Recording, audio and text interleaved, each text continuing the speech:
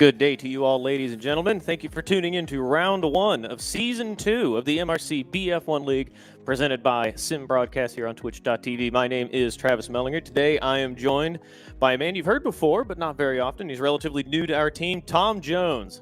Good afternoon, Tom. How are you doing?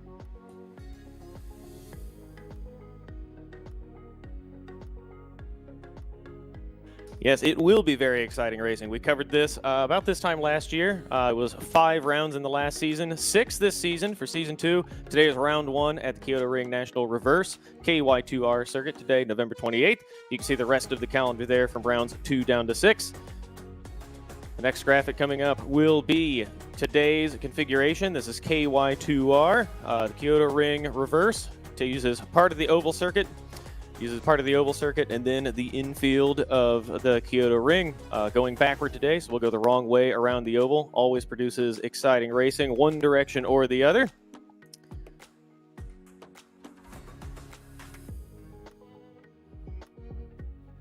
And here you can see the car that these guys are driving today. This is the BF1 machine, the BMW Sauber F1.06 Formula 1 car. This is the BMW-sponsored BMW badged machine that they purchased from the Sauber team for the 2006 season. It is a 2.4-liter V8 mid-engine, screaming to 19,000 RPM, rear-wheel drive, 720 horsepower. I think that figure's probably a little bit low. Reality may have been a bit higher than that, but it'll be plenty for these drivers today. And then without the driver, only 530 kilograms. Huge power, relatively low weight, very fast circuit. It'll be a lot for these drivers to tame. And you can hear action in the background. This is a Fragmaster driver. I believe that's Onifus. It is coming around the first sequence of corners and into the infield. This is Q2. You can see there's about 7 minutes and 45 seconds left on the clock. The top 10 drivers advanced from the Q1 session, which finished a few minutes ago. We'll go over those results in just a moment. And the top 10 drivers are now in a shootout to determine pole position for the race. There you can see the qualifying results at the top.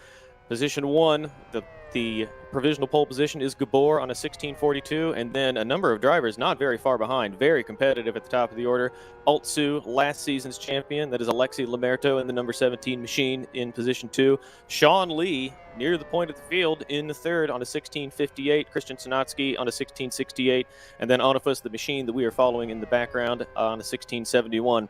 All the drivers in the top 10 within about half a second of each other, so very competitive.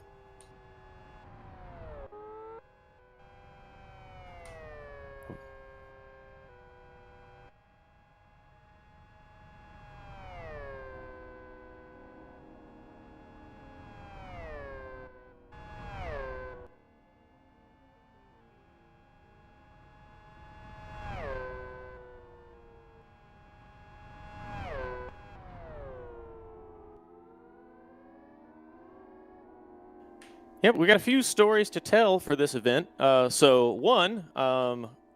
close friend of ours is actually competing today, though we didn't expect he would be able to. There you can see in 8th position, 0.59 seconds off the leader, Altsu, Alexei Lamerto, is number Javko Toponiak. If you'll recall the last season, he finished in second position in the championship standings, nearly snatched victory away from Alexei Lamerto in the very last round. The closing laps of that event at Aston were very exciting. He was not sure he would be able to compete today because he's recently a new father. Just in the last week, he had done a lot of practice, prepared for the race, and then was unsure if he would be able to attend, but here he is today. We're very glad to have him. He made a lot of notes for us that we will review during the course of the race. He had a number of interesting strategy possibilities for us to discuss, so we can talk about that. Gabor, though, at the top, the number 9 car in position 2, not far behind Alexei Lamerto. He was competitive last season when he attended. We'll watch him through the middle of the circuit now, as he comes down to this double left-hand bend before the right-left chicane back onto the oval. A little bit deep right there. That's going to compromise the time. He comes over the curbs, left over the curb, just missing the tires, all the way out to the wall, and he will come around the oval part of the circuit in the wrong direction to try to set another time.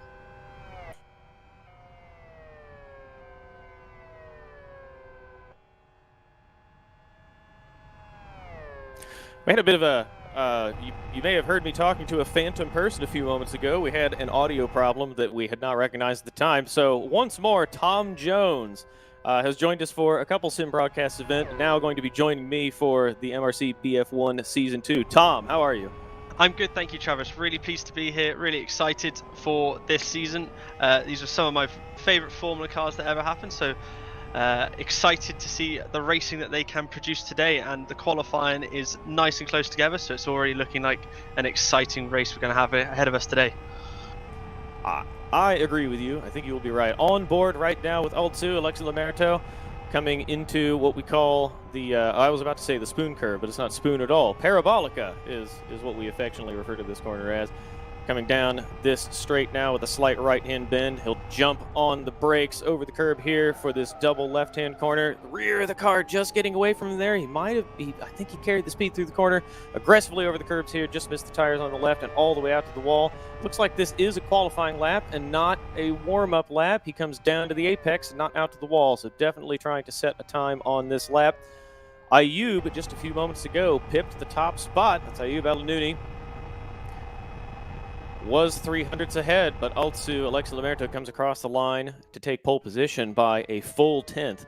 Sean Lee now, the number 8 machine, comes down to the apex. Appears as though he is also finishing a competitive lap. Right now all the way down to 9th position. He was in 3rd in Q1. See if he improves as he crosses the line. The answer is yes, he did. Now 300ths behind Gemini in position 6th. Yeah, got really close at the back there. Just got Number and Nico, the 2 and the 8 car, separated by just 100th of a second back there. So all to play for at the back of the field, gaining a nice few positions. Still, of course, still got another 3 minutes left of qualifying. So you could realistically probably see at least one more lap timed, and possibly a second as well. Yeah, if they're aggressive with tires, which they certainly can be in qualifying more than they can in the race, they could squeak out 2 laps. It would be difficult. They would have to take care of tires while also driving pretty aggressively to set a time. But it could be. You could do it with 2 laps. On board with Onifus now, the 93 machine coming across the start-finish line now. Over the line, he'll bring the car all the way down to the apex, hugging this white line. Wants to be very careful not to dip off the banking and onto the flat because it'll upset the car. Hard on the brakes at about the 50-meter board. Trail braking all the way down to the curb, over the left, now over the curb on the right. Oh, and he's just lost the rear of the car coming over those curbs. It's really difficult to keep the car under control there. We'll follow Gabor for another onboard lap, all the way out by the wall to try to carry as much speed as he possibly can. Now he's going to bring the car ever so gently all the way over to the left, keeping the revs and the speed high across the line. And now, once more, all the way down to the white line. Careful not to upset the car coming off the banking. Gently bring the car all the way out to the wall. He'll brake at the 50-meter board now. Trail braking down to the curb. Just clips the curb. He'll go over the curb on the right, touching the grass. Now this banked left-hand corner. The car wants to wash wide on the exit. Just keeps the car inside the grass. Now, just missing the curb on the right. He wants to brake on the left over the curbs there. Doesn't make the track as wide as he could, but he gets a really good exit out of the banked corner. Now he'll shorten the track as much as he possibly can, getting close to the yellow bars in the middle of the circuit, all the way out to the right, now to the left. Trail braking, using the brakes and the throttle to keep the nose of the car down through that long right-hand corner. He does, all the way out to the grass, and now down to this tricky double left-hand corner. Hard on the brakes at the end of the curbs, gets the car down to the left for the first and the second. Now, over the right-hand curb, over the left-hand curb, just missing the tires. He wants full throttle out of the wall, just inches away from the cement on the exit. And now, down to the white line on the banking on the opposite end of the track, under the gantry, and he will come across the line to set pole position. Gabor, with a little bit more to give, didn't use all the circuit, manages to take pole position by 700ths of a second over Alexi Lamerto in P2.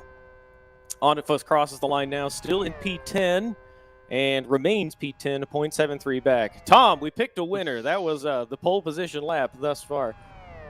Yeah, that was really impressive. He was absolutely on it all the way through, absolutely flying. That was, I think, he possibly, looking back at it, there's possibly a few hundredths more maybe he could pick up there, but I don't think there's too much more he could have gained out of that lap.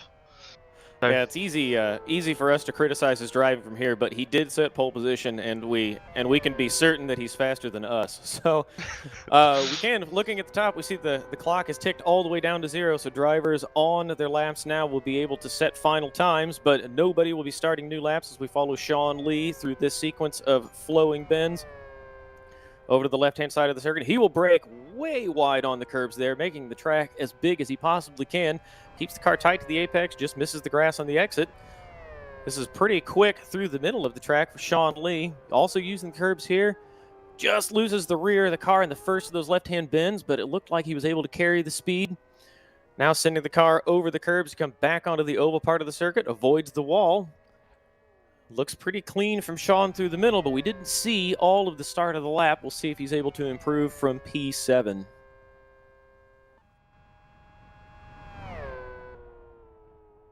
And he does. Goes from P7 to P6 on a 1674. And I believe I heard race control in the background say that Sean Lee was the last car, and there are no other cars on circuit. So there we have it. The results from Q2. The top 10 drivers, we have Gabor on pole position with a 1 minute 16.34 second lap, just getting past Alexis Lemerteau in second position on a 16.41.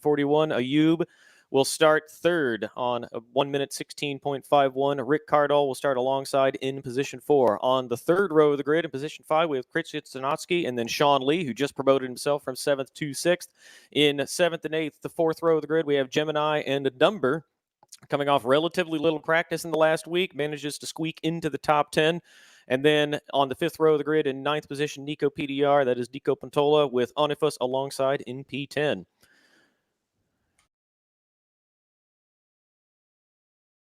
All right, while we are waiting to get the grid organized and begin the race, we will look at the standings from the previous season. We've mentioned once already that Alexis Lemerteau is competing today, starting position 2 in this race. He was last season's champion on 76 points, and there in second we see Zdravko Toponiak. Number nearly stole a championship from Alexis Lemerteau in the waning laps of the 5th round of the last season. Was just a little bit short, about a second shy on the track, and then needed the fastest lap and had it swiped away from him at the last moment. In third position last season was Christian Schnotsky, and then Rando Muru, who I don't believe we have seen here today, nor do I'm not sure if he's entered at all. We can check on that. Had a certain win taken away from him at Fern Bay after he disconnected miles ahead in the lead. And then in 5th position last season, Sean Lee, who we just saw in the background finishing a lap today. And we'll look at the remainder of the order. Emirkan Sivri finished in 6th position. He is also competing today, as is Roni Kronpush. Actually, I don't know if we've seen Roni today, but he has entered. Roni finished last season in 7th. Heikki Heitinen, sorry about that, in 8th position. Daniel Lakostic, Onifus competing today in 9th, and Lucas Finko finishing 10th in the last season. And last season, the team's championship Fragmaster managed to capture the top spot for teams. That'll be a tall order this season because Team Sidus, who finished P2 last year, have many cars entered for this season. In a third last season was GD Team, followed by Race Green Autosport in 4th. Master Race Car, the host team, finished 5th. Last season, Air Attack Newsroom, represented by Sean Lee in the 6th. Born to Race finished 7th. Argentina Turismo at 8th. Team Rock Racing, who we've not seen or heard much from recently, in a P9. And then last season, finishing 10th, were Heroes of Racing. All right. Yeah, we've got a moment to breathe, Tom. Let's take a short break, and then we will come back and prepare for the start of round 1 of the MRC BF1 League Season 2.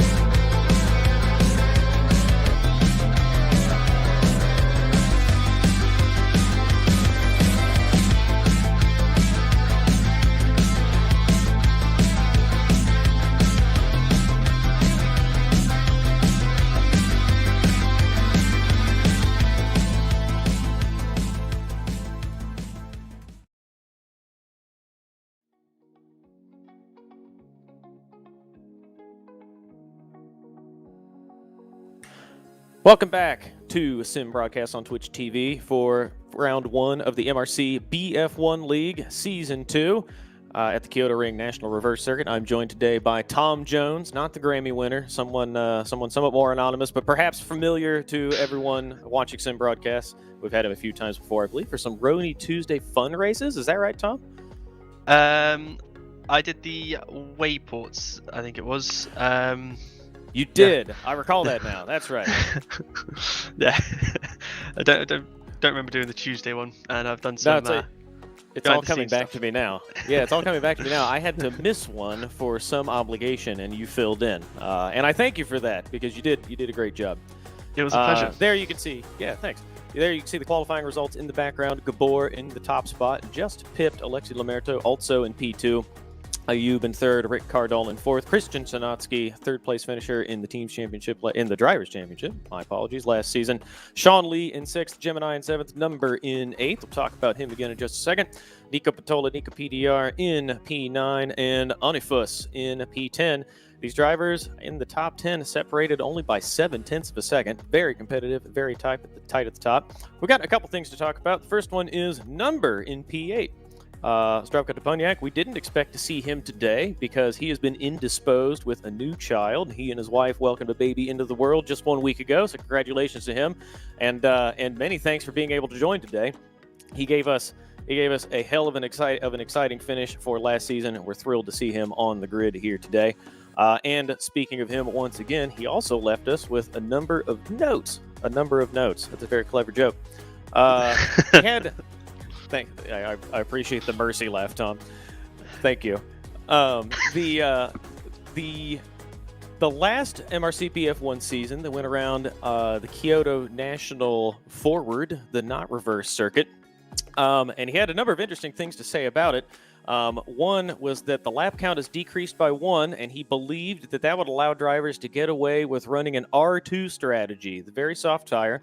And he mentioned a few different strategic options. One would be to go short on R2s and then run R3s for 2 stints, run R3s for a medium stint, and then R3s for a long stint, and R4s to finish if there are drivers going R4s on the first stint, or R4s short, which seems a little bit odd to me, but he knows more about this than I do, and then R3s to counter somebody going long on R4s. One interesting part of these strategies you may note is that I've mentioned the drivers are all going on 3 stints, and that is because fuel required for this event today will be about 210%. So drivers will be compelled to stop twice unless they can very aggressively save fuel.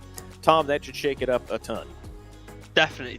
You'll have people lifting into corners, being a bit more gentle, and then you have the people being aggressive and just saying, I can make the time up on my lap times that I can afford that extra stop. So it's definitely going to provide some interesting strategies, which would nicely culminate in a good finish, hopefully, for us today.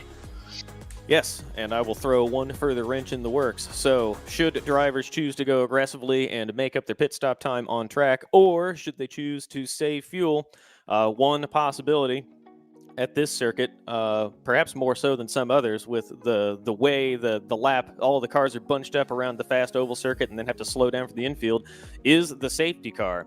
So we could see some drivers gambling on a safety car and trying to make it on a single stop, only one full fuel load when they come through the pits, if the safety car timing works out and they're willing to gamble on it. So lots of strategic possibility today, many tire combinations. They'll have to use every drop of fuel they possibly can, but some drivers, if they're feeling brave, if they want to sneak a win or at least a strong finish, when they feel like they don't have all the pace, a safety car might bring that back to them. Yeah, I think a safety car would definitely play into the hands of the people possibly trying to run the R2 strategy, because if you're doing less laps on the R2, then you're going to definitely get that advantage of putting less wear on the softer tyre.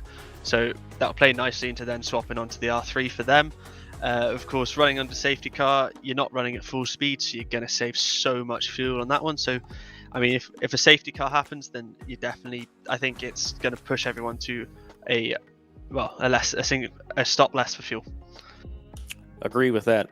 I really wish, I'm thrilled, given all the exciting things going on in his life, that Zdravko is able to make it at all today. But I'm going to bow to just completely swiping his notes as though I'm a genius here. He is definitely the man with the plan, who feeds us so much good information. Really wish we had him in the box with us today because he's so smart. But I have even more reconnaissance from Zdravko. He also mentions that the starting pace on R3s he believes will be in the high 18s. So a couple seconds off the benchmark time at the top, which was about a 16, or I think it was a 16:34. We don't have the graphic up right now, but the low 16s. So these drivers on full fuel, trying to take care of their tires, they'll need to balance, the outright pace while trying to go very long on fuel, making it last while also managing tires. So lots of variables for us to watch today. While these cars are going around very quickly, the fastest cars in Live for Speed. And some of the fastest cars in sim racing, perhaps the most difficult to drive too. I find these cars especially rewarding, and I know that the drivers about to take the grid for this race do as well. To all our viewers, we have a lot of you today. Thank you very much for joining us for the first round of the MRC BF1 League season, the MRC BF1 League Season 2. This is the first round. There will be 5 more after this one. Round 2 will be at South City Long, probably the most challenging combination in Live for Speed, the tight, twisty streets with these very powerful and lightweight BF1 cars. Round 3 will be at the Aston Touring Circuit. That is on January 9th, the first event of the 2022 year. After that will be Fern Bay Gold. That will be a very fast race in these BF1 cars. Round 5 will be at Aston Classic Reverse on February 13th. And then the final round at the West Hill International Circuit will be on February 27th, 2022. Tom, the grid is forming up in the background. We'll be going live in just a few minutes. Yep. What else do we expect to see today? Well, I think definitely looking over some of the notes again. We're gonna possibly have some troubles with turn 2. Drivers clipping the walls slightly. So you're gonna have some damage that can also play into it with the walls being so close, especially also coming back onto the oval section. You're going to have people pushing to try and go as fast as they can, use as much of the track, and maybe overestimate how much room they have available and clipping that wall and getting some damage. So going to have to possibly watch out for that. I'm not sure exactly how much time it's going to lose them over the laps, but I'm expecting it's going to be quite painful if they do end up picking up some of that damage. Yep, agree with that. That is, you mentioned damage. That is one thing that does figure into this circuit, though it's not as bad on this configuration as it is on some of the other configurations of Kyoto or on some of the custom layouts. Suspension damage is a very real hazard around this circuit. The transition from the infield onto the banking, there's a bit of a bump there coming onto the banking. Even though the car is coming at it at kind of an angle, the right side dampers can take a bit of punishment.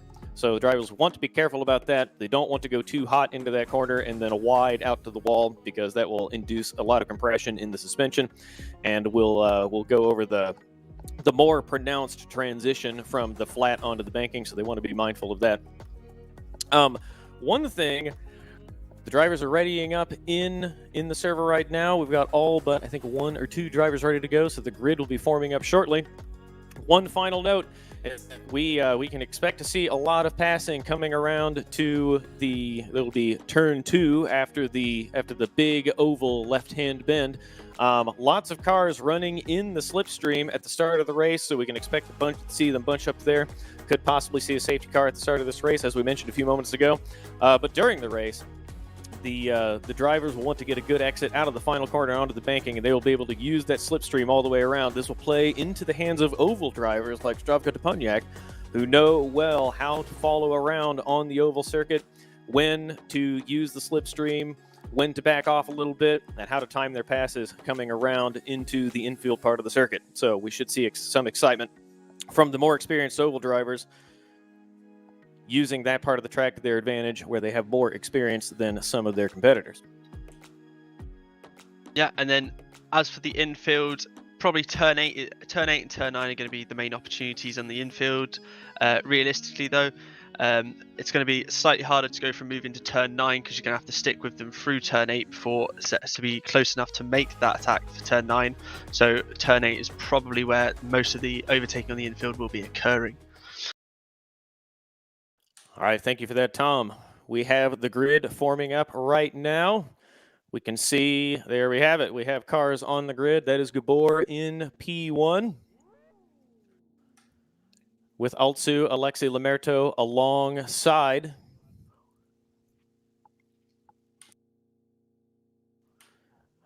Lights coming up right now. And there we go. Gabor Green takes flag off for to begin formation the formation lap. Alexei Lamerto alongside. Everyone coming across the grid cleanly in the background. Drivers starting to weave in order to warm these tires. They will want the tires as warm as they possibly can to take the grid. They don't want to overheat them because that will sacrifice some of the grip. Oh, as we have cars aggressive in the background. Saw a car very aggressively turning down the banking, trying to get some heat in the tires and put down some rubber on the banking. That's a risky move on the formation lap, and it looks like everybody was through safely. Look at this great onboard shot. The Sebastian Vettel-inspired helmet on Gabor in P1. Such an iconic helmet, that one really is. It is, I agree with you. And a great shot, too. Gabor might be listening. He did the quick left-right on his look control, so maybe he heard us as Gabor. Ooh, wheels on the grass a little bit. Gabor trying to warm those tires, uses a little bit more of the road than perhaps he intended. He's coming through here, will put as much lock as he possibly can on the front wheels in order to get as much heat in them as he can on this formation lap. He's a little bit far ahead of his competitors in the back, though. Looks like Alexei Lamerto goes deep into that corner, hard on the brakes to warm the front tires up. Everybody through cleanly for this formation lap thus far. Cars pretty well strung out, so Gabor will spend some time on the grid waiting for everyone to catch up behind him. As he is on the banking now, coming around to take the grid as we see the remainder of the field coming through this final chicane and back onto the banking. Final car coming through those corners now as we watch Gabor weaving, using all the road he can. Using all the road he can to warm the tires before he has to come to a stop. We saw on the side there Akshay coming down to the pit exit line. He will start from the pits, which means there will be an empty grid spot. Hopefully that doesn't trip anybody up in the background. Further back, we can see cars forming up. Here's a great wide shot of the first 6 drivers on the grid. Final cars forming up in the background. Yes, there's a car late to its grid spot on the left side, but it looks like everyone's getting it sorted out. There is one grid spot that should be empty with Akshay in the background, but it appears as though all of these drivers have got it sorted out. This is remarkably difficult to do. We can see the empty grid spot, the 4th spot in the left line there. Remarkably difficult to do. You would think it's as simple as following the car in front of you from the formation lap, but we often see these kind of mistakes. The grid is formed up. The lights are coming up in just a moment. We have 1, 2, 3, 4, 5 lights, and we are off for the first round of the MRC BF1 League Season 2. Gabor away in the lead. Alexei Lamerto manages to squeak alongside, coming in that left-hand bend to close the front straightaway. Gabor is going to be alongside, running 2 by 2 in the background. Gabor, Alexei Lamerto side by side. Gabor chooses to tuck in behind and then go wide. He's going to pass Alexi Lamerto on the outside of this first corner. He's going to go tight over the curb and manages to take P1 into the corner. It looked like Altsu was able to take that position, but Gabor steams away in the lead. In the background, looks like everyone is away cleanly. Gemini off in the background, falling down the order, but appears to be going again. Everyone through the first sequence of corners cleanly. Alexi Lamerto now trailing Gabor through these bends. About 3 car lengths lead for Gabor into the first corner. Oh, that is Christian Schnotsky aggressively on the brakes behind Alexi Lamerto. Car washes wide. These 4 cars running line astern coming onto the banking. There we can see Gabor now going over the curbs through this fast chicane and onto the circuit. This is where the drivers will want to get a good exit to capitalize on the slipstream. Tried to make a pass coming around to the infield one more time. Gabor gets a brilliant exit, has a huge gap over P2 there as Christian Schnotsky is all over Alexi Lamerto. Yeah, fantastic first lap for Gabor there. Really dream stuff, but I think the guys behind are just in the slipstream, so they are starting to close and back in. Everyone's done quite well to get started. I think we had a couple half spinners maybe, but in general, quite a clean first lap really. And now it's just they just got to settle into their rhythms and just look to make his. Gabor just needs to look to get away and hope the guys behind want to fight to give him some advantage. Yep, a few changes of position back there. We see Emre Khan up to 7th at the front. Christian Schnotsky managed to take P2 with a very aggressive move across Alexi Lamerto coming down the banking. Just chopped the front wing and missed him by inches. Sean Lee has fallen a couple positions from his starting position. Was 7th, now 9th, 4.5 seconds back of the lead. Number, though, Zdravko Deponiak up to 5th from 8th, 9th on the grid. Was near the back row. We know he's quick. We've seen what he can do with the bit between his teeth. Looking back to his teammate in the other Fragmaster machine through this double left-hander corner. Oh, sorry, we're looking back from Rick Cardle. The new paint scheme on the side of this machine confused me. This looks like looking from the back of the car. It looks like a Fragmaster machine. Christian Schnotsky must have gotten in the wall. He is dropping hard. Ooh, he's just made the pit entry line. The rules dictate that you can cross that yellow line, but you must be down on the apron before you pass the cones. He just snuck inside the cone. That will promote Altsu Alexi Lamerto, last season's champion, to P2. Rick Cardall now in 3rd position. Number up to 4th from 9th on the grid. Alexi Lamerto will not like to see any of this. He knows what Zdravko Deponiak is capable of. Now looking back to 6th position, this is Ayub all over Emre Khan. And in the back, the Fox 777, one of our newcomers in the Dream Master Zero machine. All over the back of this yellow and black car, Akshay, who started from pit lane, managed to make up a few positions, though he started from the pits. Now following number one more time, back to Emre Khan, following the top 5. The top 4 getting away from everyone else. Ayub makes a dive into Parabolica, not able to make it stick. Sorry, there was Nico making a dive onto Ayub, wasn't able to make it stick. Just hard on the. Go ahead, Tom. Quick update on the damage on Schnotsky. It was damage to the front left of his car, so I'm not exactly sure where he picked it up, but that's what's caused him to pit. I would guess that he clipped the tires coming onto the banking, but at this point we can only speculate. We'll have to think more about that later. As we're looking back down the order now, 15th Prasant, one of the newcomers, and now we look ahead to Gabor, who is now a full second clear of Alexi Lamerto in the lead. Alexi Lamerto with Rick Cardall in number behind him. Number bringing in Rick Cardall hand over fist as we see cars fly by. We do have cars in pit lane.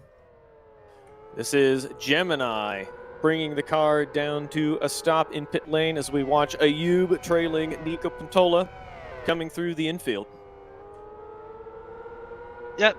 The top 4 just sort of cleared off, and now we've just got a nice fight here in the midfield with everyone staying nice and relatively close together in that latter half of the top 10 and the early teens. We're on board Sean Lee and Lorenzo here. Nice 3-way fight here for 8th position. Really close. We're going to look to see if there's going to be any overtakes going as we go back onto the oval. Onifus is making a move up the inside there. Fantastic send, and he makes the move. Fantastic.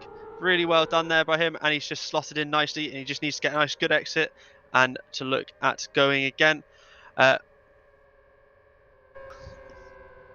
Yeah, Lorenzo widely getting out of the way there. Onifus looked like the rear of the car came off the infield and onto the banking a little bit ragged. I think that's going to allow Lorenzo to get in the slipstream as they come around the banking.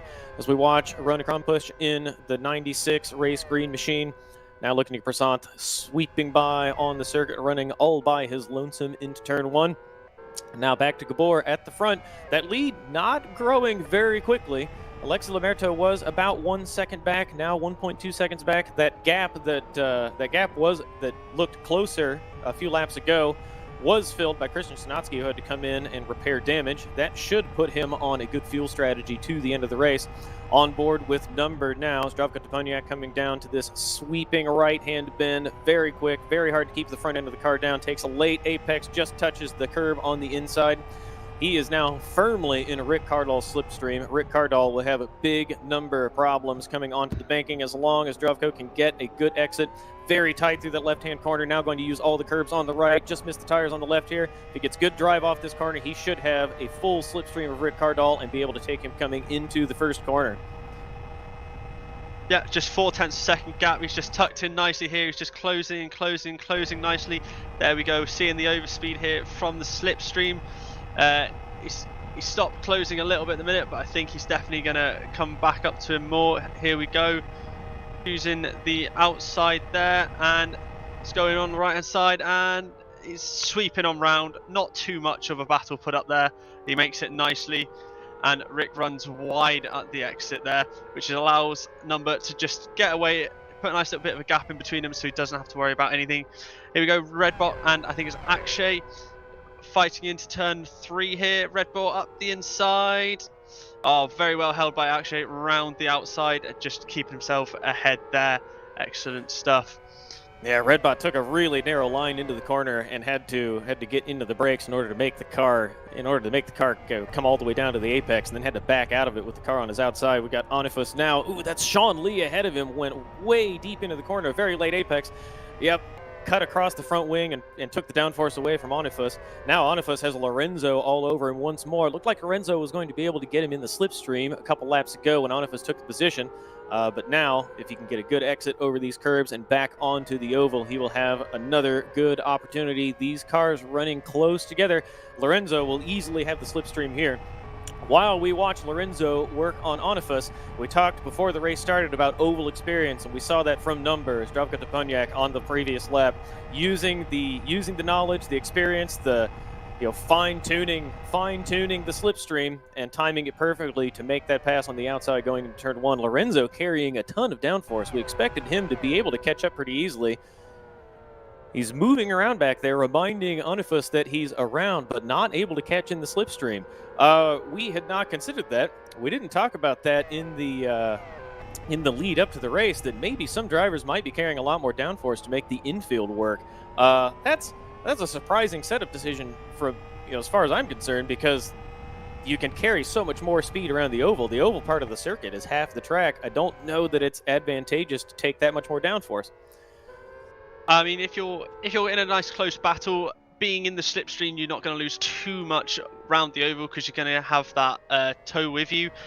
So then it just means when you get into the infield, you're going to be able to pull away a little bit. But once again, it's also going to leave you extremely vulnerable around the oval. So it's going to have its benefits, but it's going to have its negatives, and it's going to make it nice and easy for them to take the overtake. As you say that, Nico is going up. Is he? I think he's just been overtaken. Sorry, by Emery. He's going back at him. It's really close, this stuff. It's just, that's very close. Squeeze there. Nico holding the inside line. Emery has got the slipstream here, so he's probably going to have the opportunity to attack back around the outside here as he goes in a little bit late on the brakes. Can't really see what's going on. Nico's come away ahead there and sweeping around the outside and getting away nicely there. They catch you by surprise there, Tom. It did a little bit. I didn't really know what was going on. Yeah, Nico. I don't know if he meant to do that, but it was a little bit naughty, giving him the squeeze on the front straight coming through that bend. There's plenty of room for them to run side by side. Maybe Nico didn't realize how close he was, or maybe Nico was trying to letting Embercon make the decision as we look ahead to Number, who is slowly sneaking up on Alexi Lamerto. Number's drive through that double left-hand corner is so good. We look back to Onifus now, who is all over Sean Lee, will easily take this position. Ooh, Sean Lee late on the brakes. I thought Onifus would have that easily, but Sean Lee's holding it on the outside, just manages to sneak through. Sean Lee thinks better of fighting for that position on the outside of those tight corners. So now Sean Lee is going to have all of the slipstream on Onifus coming down to pit lane. We've got a sequence of pit stops starting. Cars in pit lane now. As we watch Onifus come by, Sean Lee should have the benefit of slipstream here. He might be just a little bit too far back. Yeah, just too far back. Onifus may have finally secured this position, dispatched with Lorenzo, and now Sean Lee up to 8th position. Onifus. Yeah, I do sometimes question whether it's worth making a move just before the oval, because it's going to leave you vulnerable on the oval. But then again, if you do what he did there and he leaves his rival, I forgot the words, really sorry about this. Let's just swap ahead. Got Number here, nicely up ahead onto the back of Altsu. He's been closing a fantastic rate these few laps. He's done a fantastic job coming up from 8th on the grid all the way to the top 3, and he's got all 3 fastest sectors, and he's absolutely flying. Fastest man on track at the minute, and he's going to have a bit of a weakened exit there, so he's going to struggle, I believe, to get the move done round. It's only 4 and a bit tenths of a second, but I don't think he had the exit to really make the opportunity of it this lap. Maybe on the next lap we could be seeing him looking to make a move there.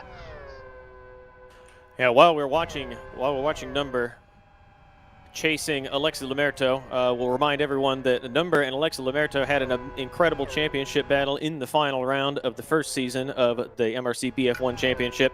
And these two, positions 2 and 3, Alexi Lamerto and Zdravko Deponiak, they have been steadily catching Gabor. Gabor's lead was up to about 1.3 seconds a few laps ago. Both Alexi Lamerto and Zdravko Deponiak catching him. 3rd position, Zdravko Deponiak only 1.6 seconds off the lead and 7/10 off Alexi Lamerto. As we watch Ayub here coming into this banked right-hand corner in the infield, this is a good scrap. 4 cars running line astern. Ayub in 8th position, chasing Onifus in 7th, who we missed getting by Ayub on the previous lap. Onifus on a charge.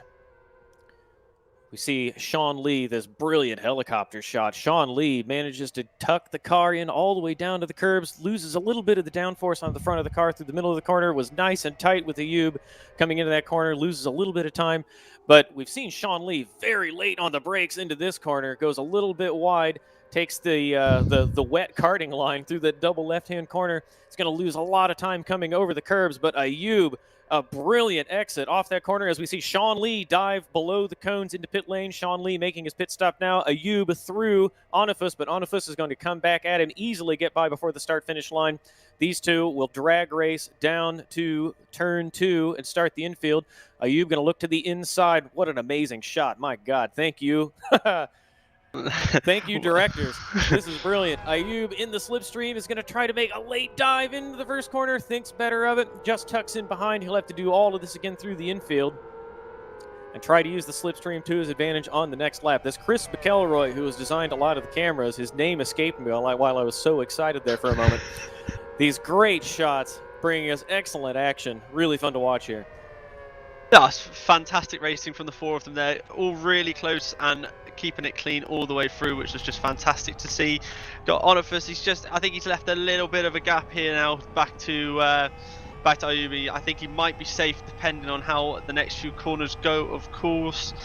He's putting a little bit of a gap on him there, so I'm wondering if he's got a little bit lighter, a little bit less downforce than Ayub has. So let's just see how he does these couple corners here, and I think he's definitely got a bit better of an exit, but he's still just there, so he's definitely going to have the opportunity to come back in, maybe.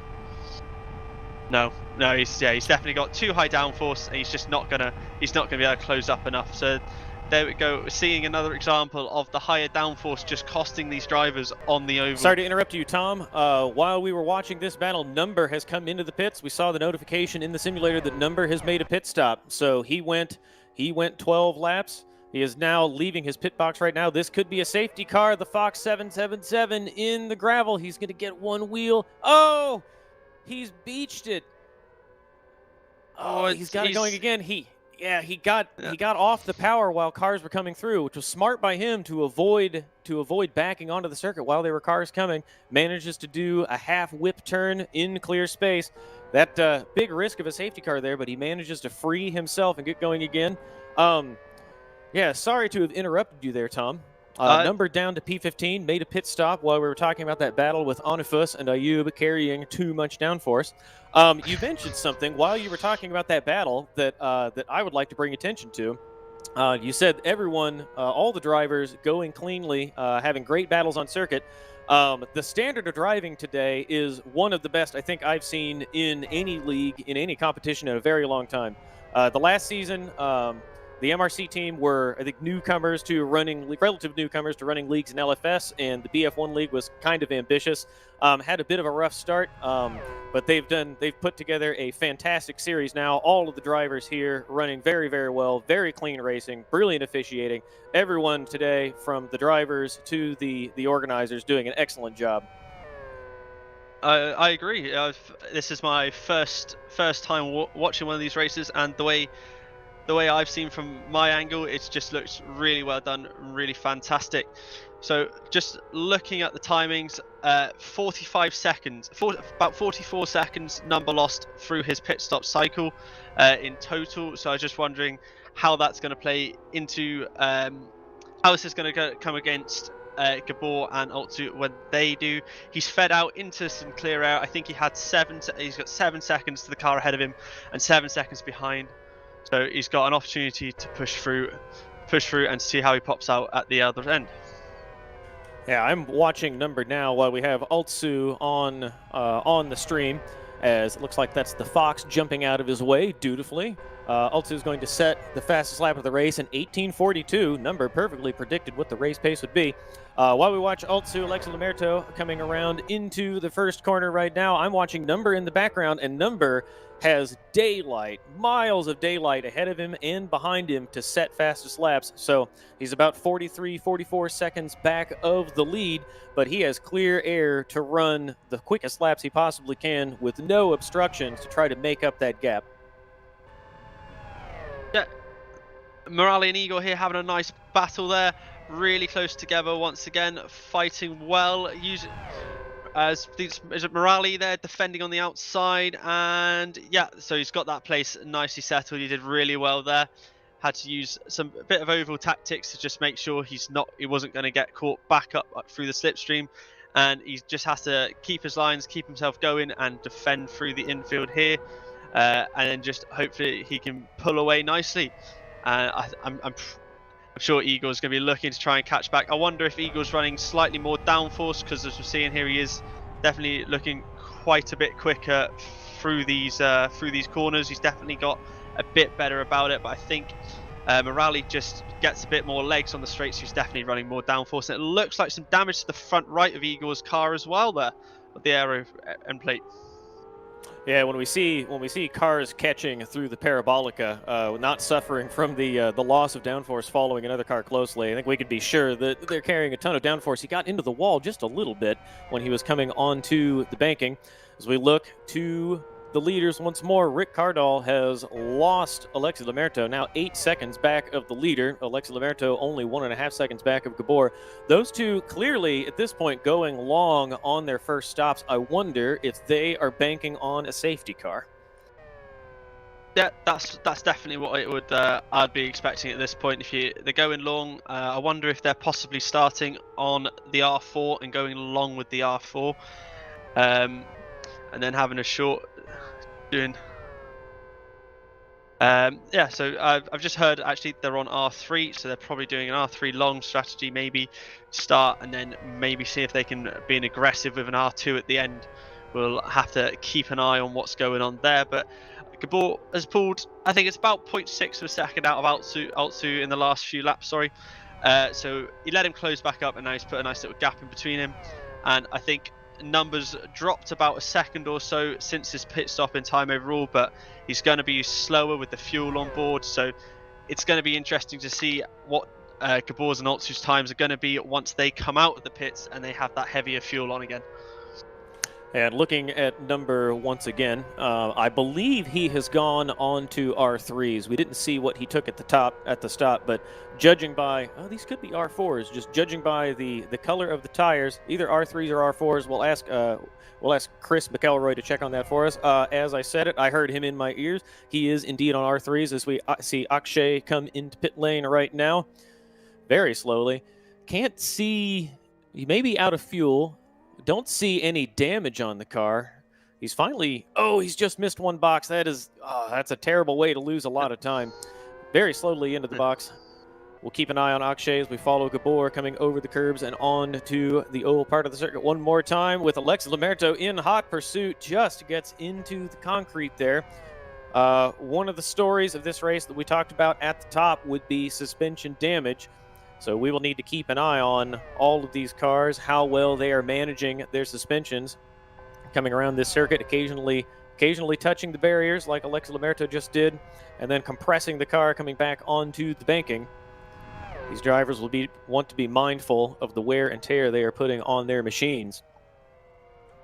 Yeah, I will say one of the things we got noted about was turns 2 and 3, but I don't think we've seen much of that lately this race so far, but we have seen definitely a lot of coming back onto the oval. There's been a lot of issues with that bit there.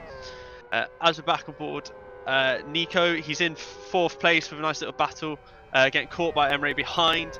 It's just about a second between, I think about half a second between them, I think that looks like. And Onofus is in 6th place and Lorenzo in 7th. Oh, car going slow on the inside there. I think it was a back marker getting nicely out of the way. That's always good. Yeah, so I think in Rick's position right now, he's got a lot of free air in front and behind. He just needs to get his head down, try and keep those laps coming in, try and see if he can close the gap ahead or see what he can do about pace-wise in relation to how Number's doing. Looking down the order right now, no super close battles on circuit right now. We've got Emre Khan about 7/10 behind Nico Pantola, and otherwise cars a bit spread out between sequences of pit stops right now. We will reset the order. At the top, we have Gabor, started from the top, now leading with Alexis Lamerto, who started in P2, 1.6 seconds clear. Rick Cardall, another 9 seconds back in 3rd position with Nico Pantola in 4th. Emre Khan chasing him as we look to a battle at the back. Ronnie Krompush and Akshay 1 lap off the lead. Akshay all over Ronnie Krompush. We'll watch this while we reset the order. In the background, we've got Onofus in 6th position with Lorenzo in 7th, Ayub in 8th, Morali in 9th, Igor in 10th, Redbot 11th. In 12th position, we have Prasant Number, who pitted, fell back to 15th, now 49 seconds off the lead in the 13th, making up time. Christian Schnotsky in 14th was running at the top, was running near the top of the order at the beginning of the race, but took some damage and fell back with an early pit stop. Sean Lee in 15th, who also pitted recently, was running close to the front of the order and now working his way back up after his first pit stop. Morera in 16th, Gemini in 17th, the Fox 777, who we saw off in the gravel a few laps ago, was able to free himself in 18th position. Roni in 19th, who you see on the screen right now with Akshay in 20th, chasing him and trying to swipe that 19th position. We look ahead to Alexis Lamerto coming across the line to start his 19th lap. Just slightly following back from Gabor. Yeah. I think he may have had a bad lap and then he's just had a good lap and gained back up, quite possibly as a result of back markers maybe. Just saw Moreo there just jumping out of the way of the leaders, so not to interfere with that battle, which is always good.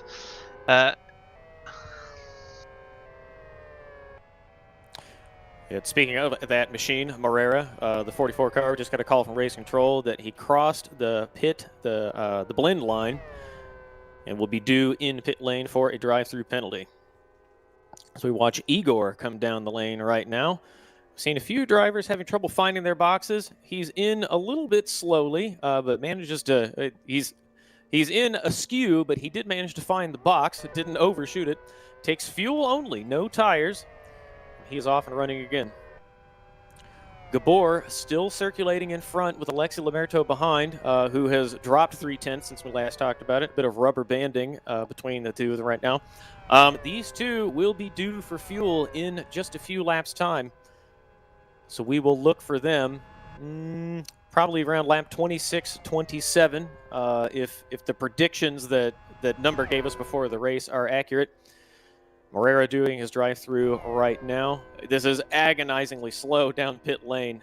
This is a relatively long pit lane, and then you spend so much time down on the apron, it feels like you're going around for ages on the pit lane speed limiter before you can ever come back up to full speed. Yeah. Oh, you're going absolutely flat out there when you're on race pace, and then you're driving it through the pit lane with your pit limiter on would be just agonizingly awful. Just feels like a year. Be awful. Got Altsu there. He's lost 40 kilometers an hour. I think I just heard. Oh, yeah, 240 kilometers an hour. Sorry, I misheard what the race director was telling me with that one. Sorry about that. But Altsu has lost time to Gabor ahead. Nico is in fourth with Emre just behind him, setting up for a move on the inside here, and they go defensive and made contact. That was definitely a touch. Might have to see if that's going to affect either car with damage. It does look a little bit like... No, I think we might have gotten away with that one, and Nico's got a nice gap. I think it does look a little bit like there's damage on the front of Emre's car with the front right end plate. Just a little bit with that. Have to see how that's going to affect him over the course of the race now until his next pit stop, where hopefully he'll get that damage fixed. It's possibly still in the slipstream with this here, so he will be gaining back up slightly on him. As we see there, he is coming, reeling him back in, but he's definitely not going to have enough on there. We see Onifus just coming into his pit stop now. And I've just heard as well that Eagles crossed the pit exit blend line, and so is going to be having a drive-through penalty. This is something the drivers are definitely going to need to pay more attention to. That's 2 penalties now for that. So if you're in Gabor and Altsu's position, fighting at the front, you're going to want to make sure you don't make this sort of a rookie error that we've seen a few people make so far. Yeah, I think that's partially inexperience. The drivers committing these mistakes, I think, relatively new to driving these cars, and perhaps we'll have to go look at the entry list, but perhaps new to a series with more rules than some of the other series. We see Morali has got deep into the gravel, but then managed to free it without any assistance. We've been within a breath of a safety car a couple times, but both the drivers who've ended up in the litter, Morali and the Fox, able to free their own machines, and the race continues unabated. We follow Gabor now into the infield once more. Alexi Lamerto, that gap is growing. Gabor has taken that gap from a second and change up to 2.3 over the timing line, now 2.1 seconds. Nico and Emre Khan, this battle has not abated either. Emre Khan really wants to get by Nico. Emre, a little shallow into the corner and deep on the brakes. Still very close to Nico, is within not striking distance now, but is in the slipstream. Definitely, clearly damage on the front wing of that machine. We can see from this shot now. That shouldn't compromise him too badly. Not sure what happened when they came together. It looked like Nico may have come off the curbs a little bit, as we see Prasant coming into a pit lane right now. Looked like Emre Khan may have been a little too far to the right, and Nico came off the curb to the left when they were braking for this corner, and Emre Khan wasn't prepared for it. Perhaps went a little bit late on the brakes, thinking that he could do a big send on Nico. As they come over the curbs one more time and onto the oval part of the circuit. Great exit by Nico. He used all of the curb there, as we see in the background. Yeah. Emre Khan dives for pit lane. Down below the yellow line. Misses the cones. Tom.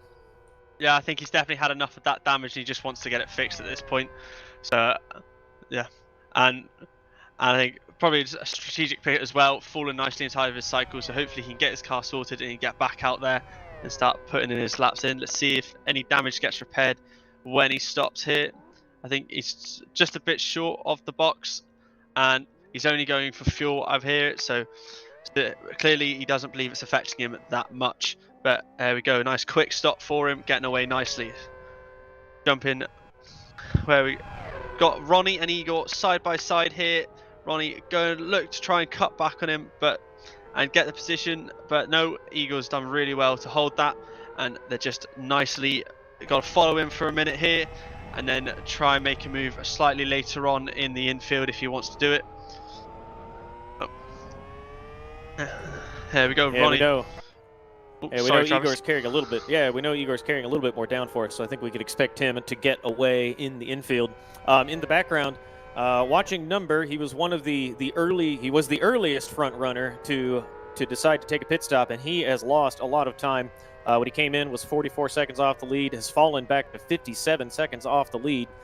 So if this is a strategy, if this strategy is going to work in his favor, it is not discernible yet to us how that will be. He's come out, Emre Khan has come out right behind him. So Emre Khan, who was chasing Nico for 4th position, now right on Number, who's had to work his way up from 15th up into this 8th position now as another car dives for pit lane. We didn't see who that was. Maybe, no, it wasn't a, yeah, no car for pit lane, but yeah, I missed Number being promoted to 8th. As Igor, these guys trading position. Igor going to hold it on the outside. Oh my goodness, Roni. Oh, brilliant car control from Roni to be offline. Igor taking the position on the outside and then controlling the car over the curb with Igor there trying to maintain a tighter line. Christian Schnotsky up to 11th position, fell back early after he took some damage and had to make an early pit stop from 3rd position. These two going to trade positions coming into the first corner once again. Morali thinks better of it, goes wide. Number now has mirrors full of Redbot. Oh, sorry, going the wrong direction, my mistake. He's just passed Redbot to take 7th position. He has not given it up, and he is well clear. Yeah, well clear of Redbot very quickly. Redbot must not have put up much of a fight. I wonder if Redbot realised his fight isn't going to be with him come the end of the race, so he's trying to think about the long game with his strategy and isn't going to put up a big fight there. I wonder if maybe there was a bit of that with it. But he is 50, he's about a minute down on the leaders, which is not where you want to be.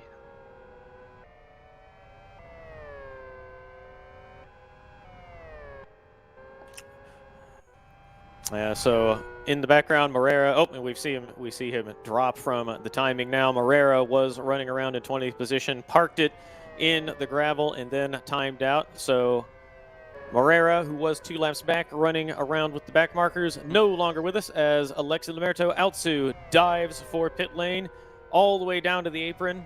Plenty of downforce on these cars so he can run at racing speed as Prasanth rejoins right ahead of this battle between Roni and Igor. Oh, did well. Keep an eye on Alexi Lamerto, who is in pit lane now, who want to find a box without making a mistake.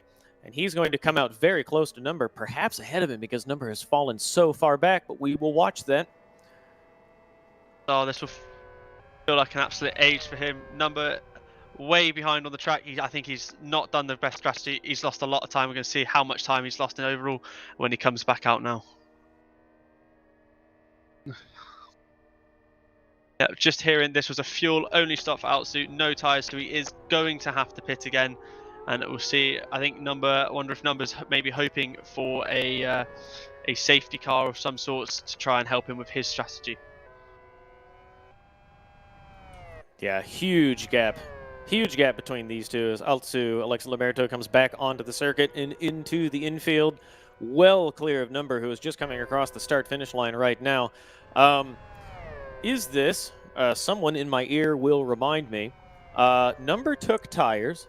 Maybe, perhaps, he will go long on these tires to the end of the race. Everyone will have to make at least one more fuel stop, barring a safety car. But Number's taken tires, whereas Alexi Lamerto has not. So could this play into Number's favor? Yep. I think. See what the gap is here. It's 15 seconds, so he's lost a lot of time there, isn't it? It's. Yeah.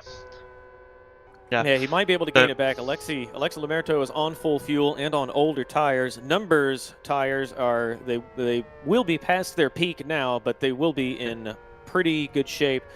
His stop was 4.5 seconds longer, we're hearing, than Alexi Lamerto's. So that doesn't account for the gap. He's about We'll have to do the math on the timing tower. He's 15 seconds back. Yeah, Yep. Number heavy on fuel for longer. Lost 4 seconds on account of taking tires, but 4 seconds is not 15. So Number has lost a lot of time going around on fresh tires and fuel, and losing more time as he goes around now. It's a mystery what's going on, but I think something we also need to think about as well is that Number did say from his notes that full fuel can cost up to 2 seconds a lap. So we're going to have to see how this will affect with Alt2. As we see Rick going into the pits here, nicely in there, going fast. I think Gabor's in as well. The race leader is into the pits. He's got a nice 15 second lead. I think fuel only I'm hearing as well. So he's confident. That means Nico's going to take the lead of the race here. So he's going to have a nice couple laps with the number 1 next to his name on the timing tower. Rick Cardall in his box as Gabor pulls away. Rick stopped for a long time, now pulls away from his box, pitted from third position, slowly trundling down pit lane, hearing he only took fuel. That promotes Lorenzo up to P2, running a quiet race, had some good battles with the midfield early on, has been consistent, stayed out of trouble, and now running near the top during this sequence of pit stops. That's a good feeling when you know that you don't have the pace, as we see Ayub in the pits now, coming off his box and down a pit lane to the exit line, took tires and fuel. He's going to come out very close to Number. Number sweeping through now. Number's past him. Yeah, Ayub way behind Number.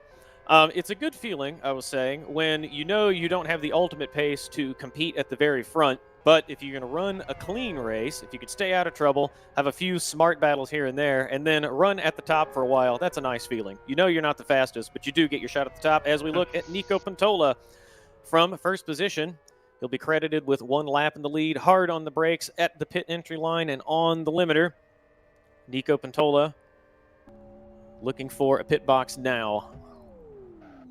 Let's see if... Wonder where... There we go. Fuel only on Nico, nice and quick as Gabor goes past. Back into the lead of this race. He's just realistically running away with at the minute. He has, I believe it's, we'll see what the gap back to Alt2 is as he comes through this time round. 12 seconds he's got his gap to Alt2. So we'll see how that affects over the rest of the race and see what it goes here. Yeah, Nico's going to come out right ahead of Rick Cardall, who has to negotiate the back marker of Ronnie Kronpush. Nico manages to get the back marker in between himself and Rick Cardall.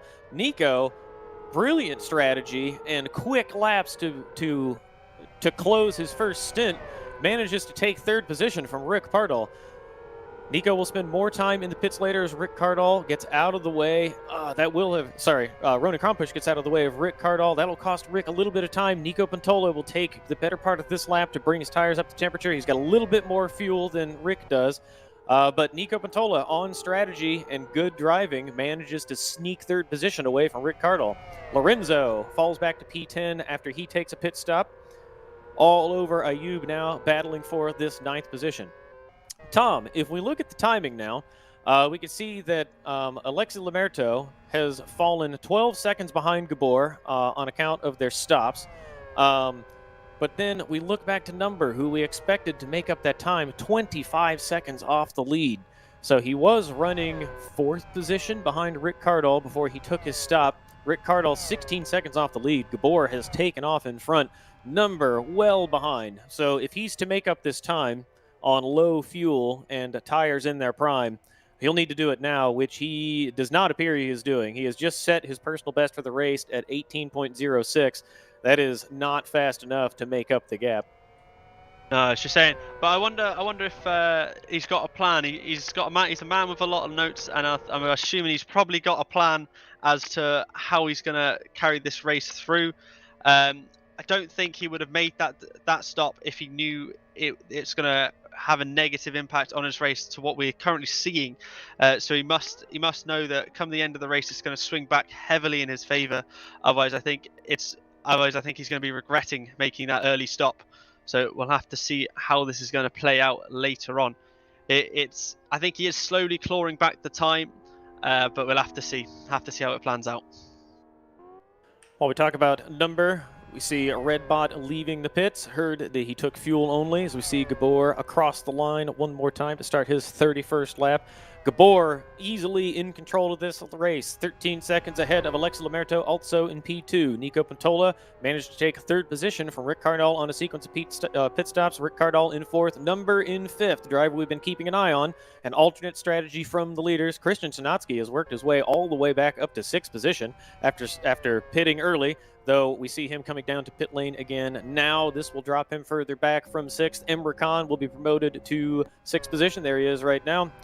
We see Ayub coming across in eighth, but he will be seventh in just a moment's time. Lorenzo will be promoted to eighth, and we will see Christian Schnotsky fall behind Sean Lee, who will take ninth, and I believe Christian Schnotsky should slot out in 10th, maybe 11th position. Onifus is pretty far back in 11th. Gemini in 12th. Redbot, who we saw stop just one lap ago, in 13th position. Rona Krampush has managed to work his way up to 14th, one lap off the leaders. Igor in 15th. In 16th position is Prasanth. Akshay in 17th. Murali in 18th.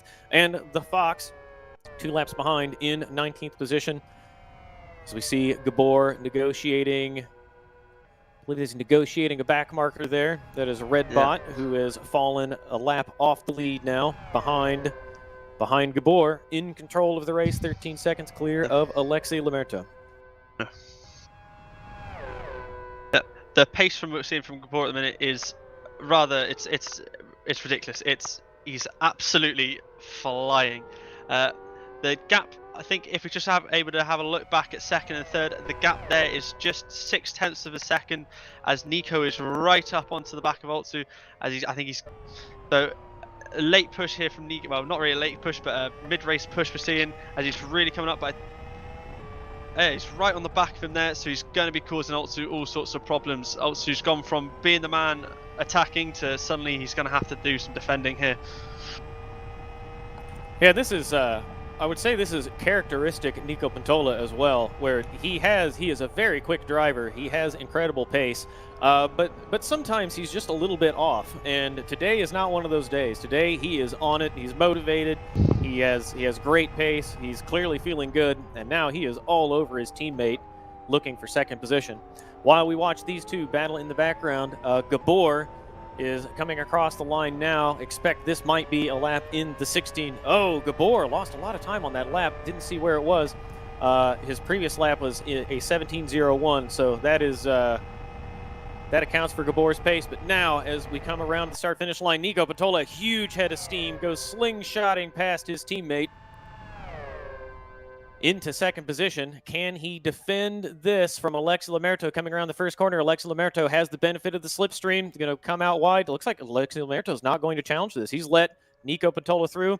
Perhaps a little bit of strategy from the teammates, these two communicating and working together as, Alexi Lamerto runs a little bit wide there. Nico gets a great exit. Nico taking second position from his teammate with authority.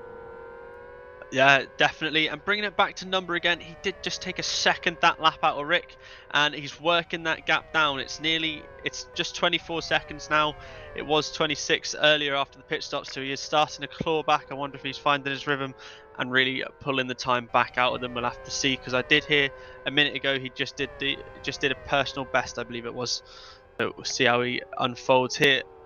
Gap here, Altsu and Nico has just sort of opened up a bit. Nico is really sort of hitting his stride and is just starting to clear off up the road from his teammate now, and I wonder if his teammate's even going to have slipstream on him. Yeah, so I'm looking back at number now. His best lap, the PB he just set, a 17:87. So even though he is going quicker, he's still nearly a full second off Gabor's times at the front. So Number still going backward. Gabor in a league of his own at the very front, as we see Number negotiating the back marker across the start-finish line. For all of you watching who have tuned into the first round of the second season of MRC BF1 League here on Sim Broadcast, we thank you for tuning in. We've had very clean, exciting racing today. Great work from the organizers and great work from the drivers. This is how we wanted to kick off this season, and we are so thrilled that you are here with us today. Thank you again for tuning in. As we see Igor come into the pits right now, looks for a box. Pretty clean stop from him from 16th position. Looking at the leaders, I wonder, it's possible that tire strategy is going to be the difference at the end of the race, because Gabor has been using, he's been using his equipment hard, to include slapping the wall with that right rear wheel. Gabor is using those tires, a lot of them, in order to maintain this pace. Those tires will not go, well, the rules dictate that they can't go the full distance, but they aren't going to go all that much longer as it is, rules or otherwise. Number taking very good care of his rubber. He chose to change tires as he ducks into pit lane now. Number from 5th position dives for pit lane. We will keep an eye on him to see if he chooses to keep these tires and go the remainder of the distance, or if he will switch onto a more aggressive strategy. Number in pit lane. I was saying about Gabor that those tires are not going to last all that much longer. This should be a quick stop for Number.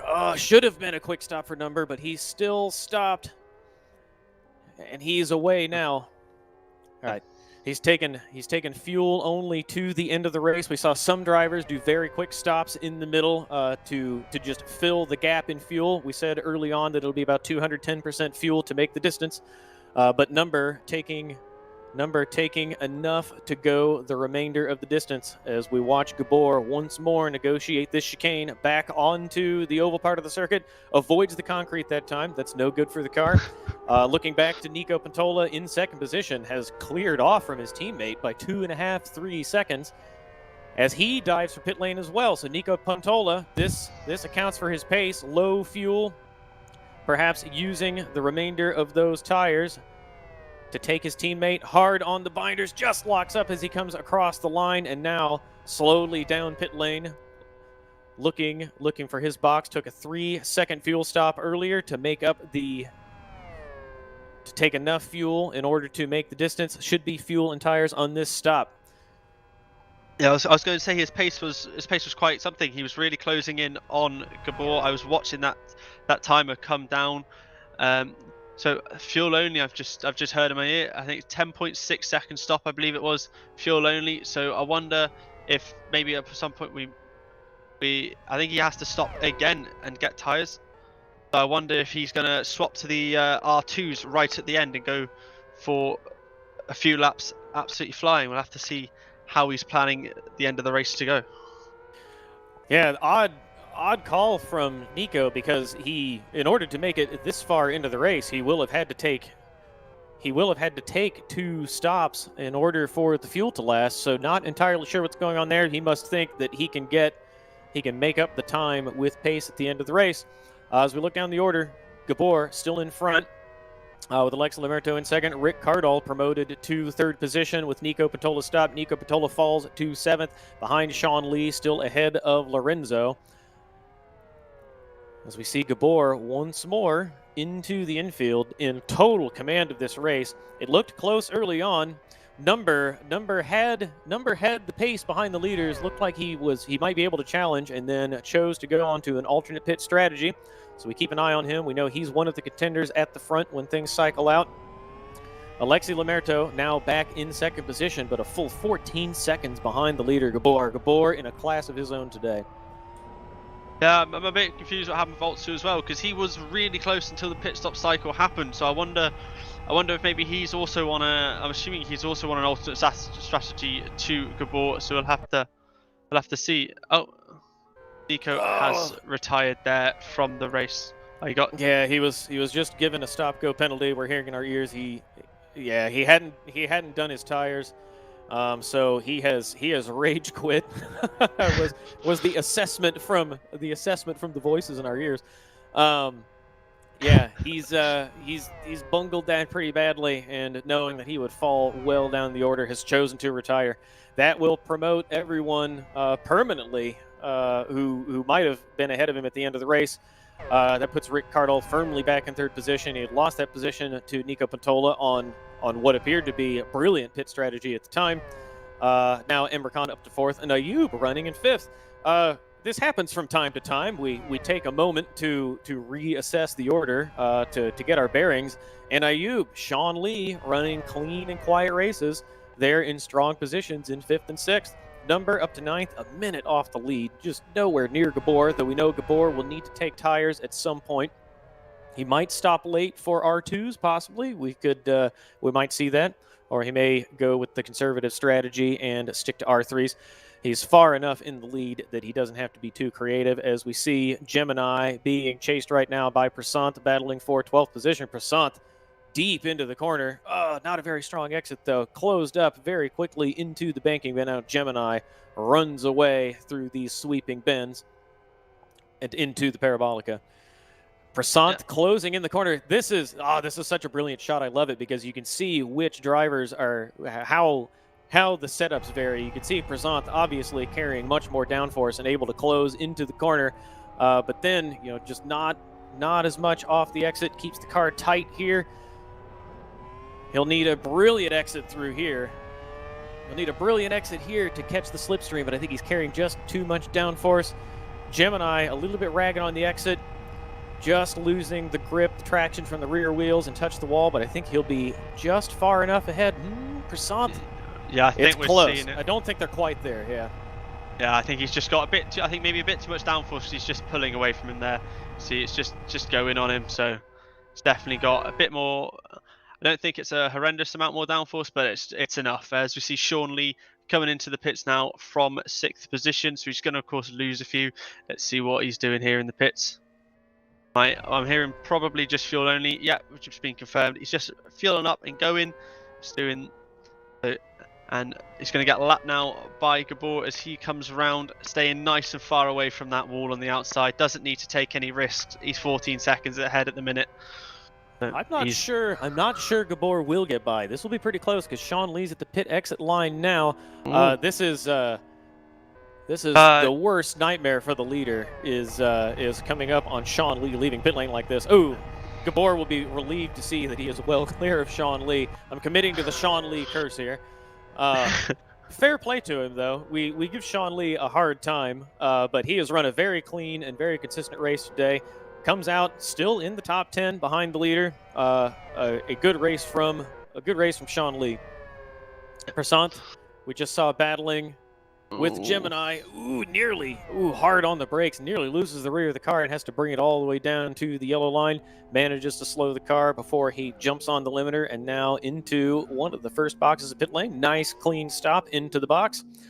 Taking fuel and tires, he will be away in about 10 seconds' time.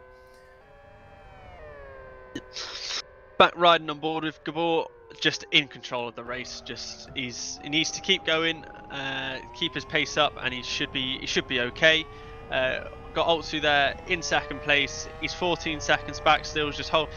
I think he's found a sort of rhythm because he's holding that gap at the minute. It's not really going anywhere. But Numbers lost a bit more time again. He's now a minute 5 seconds back. He's not really closed the gap on Onifus either. So they'll have to see what's going on ahead. So in front, the tires are going to be going away from Gabor pretty soon. He's past the peak where there is not that much temperature in the core of the tire. The pressures are coming down. The surface temperatures are still pretty strong, and they will confer some grip, but they are wearing a bit thin. He will be compelled, unless we missed it, he will be compelled to make a tire change in order to stay within the rules. His lap time's coming off a little bit now. I didn't see anything that would have cost him some time on the previous lap. Ran an 18.01, the second off his best time. So Gabor, I think we would expect to see him relatively soon. He can drive these tires somewhat longer, but not too much longer. As he comes up on a back marker now, that is Prasant, who dutifully gets out of the way. Ooh, nearly loops it, puts a wheel onto the curb right alongside Gabor, manages to gather it up, and Gabor is through safely. Prasant is as well. Gabor onto the banking one more time. I've been noticed Onifus has come into the pit lane, from 9th place for his pit stop. In terms of pitting and Gabor, I have been seeing he's been sliding a little bit more, so I wonder if that's his tyre wear taking a bit more of effect on him as he goes round again.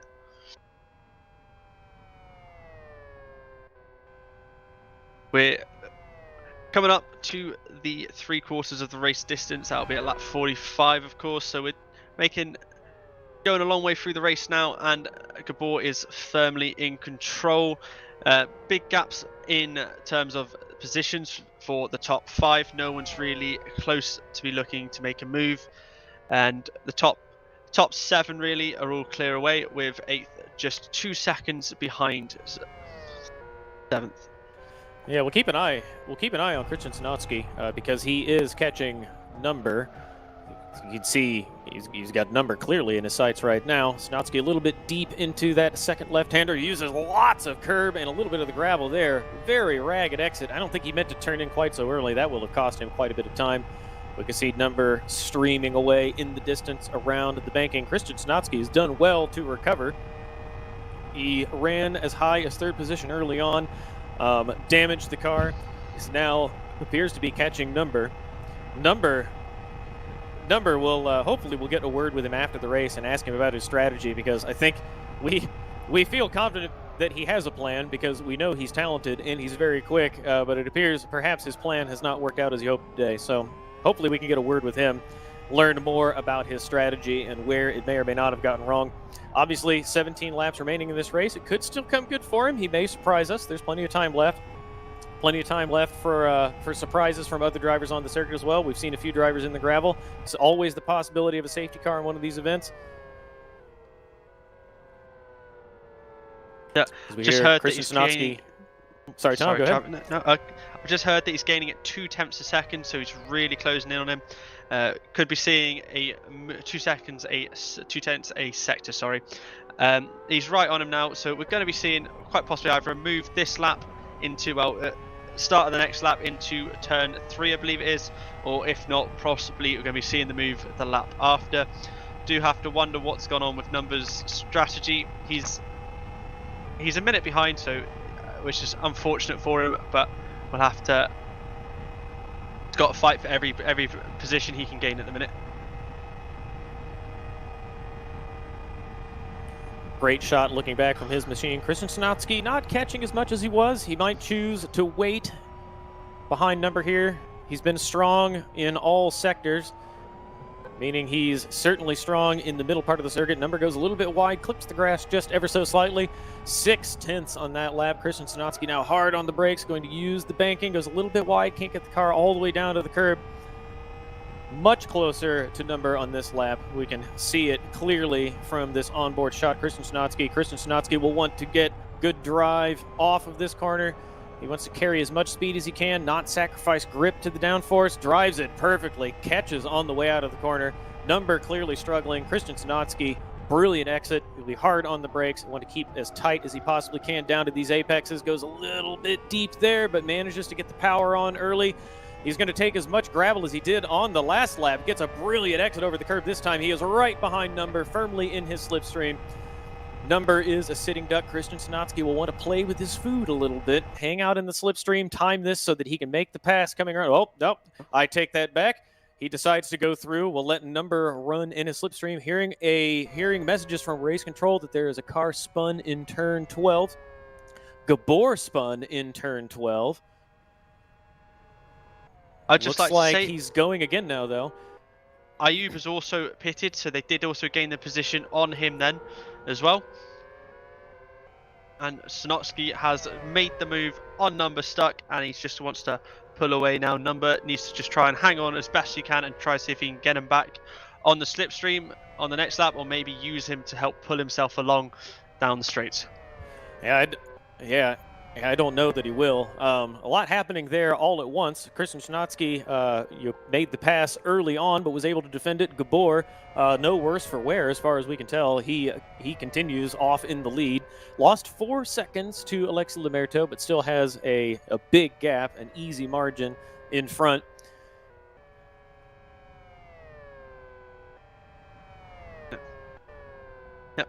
Just heard as well that all cars in front of Schnotsky and Number do need to pit for tyres, so that very well can turn the entire race result on its head. It's, as I say, it's a minute that Schnotsky is back from the leader, but with the tyre changes, you never know what's going to happen with what tyre compounds people are going to choose. Yeah, I'm skeptical that they can make up that gap even with tyre changes. I do wonder now if Number has just been saving these tires for a hard push at the end, because I've been watching him most of the race because he's been kind of the wild card since he made his early pit stop. Unsure how he will figure into the complexion of the race as we close to the end. Christian Schnotsky also compelled to pit early on account of damage, and now running very well. The strategy has come to him, or rather, he's ended up on the same strategy as Number. He may need fuel, but these two may have. These two, I wonder if they're just saving their equipment. Number speculated before the race that they would run laps in the 18s on full fuel and tires.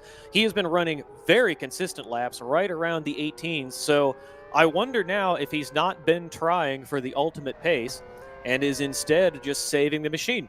Hearing in our ear now, Christian Schnotsky does need tires, so everyone ahead of Number will need to get new rubber. Number does not.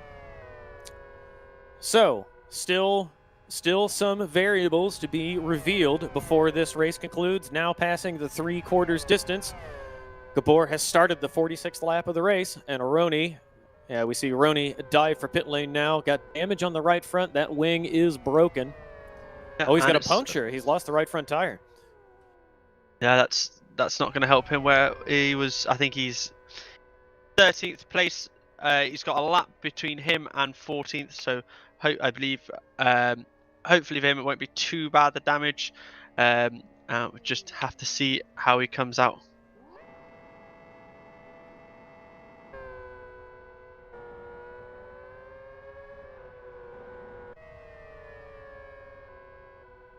So, got Gemini and Redbot here. Gemini really closing in on the gap on Redbot here. Using the slipstream, we should be seeing him come on past here.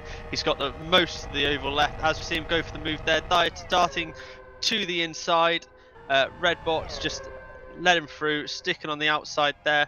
It's not coming. He's now dropping back in, trying to gain the slipstream to slingshot himself back right up to him. But I believe it's going to be enough of a gap for him, so he's not going to have to worry as Ronnie feeds out behind them, which is lucky for them. Emre Khan has now pitted. I wonder if he's doing his tyres here, because he does need, just heard he's done his tyres and fuel, and he's dropped behind Number, so that's another place for Number and Schnotsky. We'll have to see. Number has also stopped losing time to the leaders. He is holding it at a minute 5 consistently now, so we'll have to see what it does. And Ayu has also done Emre Khan. And Emre Khan is now going to have problems with Gabor coming up behind him. Emre Khan is going to see blue flags. This going to complicate his race to gain that position back from Ayub, though Ayub will have the same tribulations from Gabor in just a moment's time. Gabor still firmly in control of this race. The gap steady to Alexi Lamerto. Emre Khan dutifully out of the way, will tuck in behind and use Gabor to pull him along.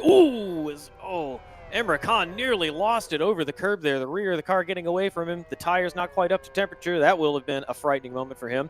I was saying that Alexi Lamerto, Alt-Su, 10 seconds back, so Gabor had a 14-second lead, lost 4 seconds with a lazy spin, managed to get going again, and now Alexi Lamerto holding that gap steady. Rick Cardall in a 3rd position, 14 seconds back from Alexi Lamerto, with Lorenzo running in 4th position. We talked about him earlier, how he was running a quiet, composed race, and here he is, once again, in our pictures, 4th positions.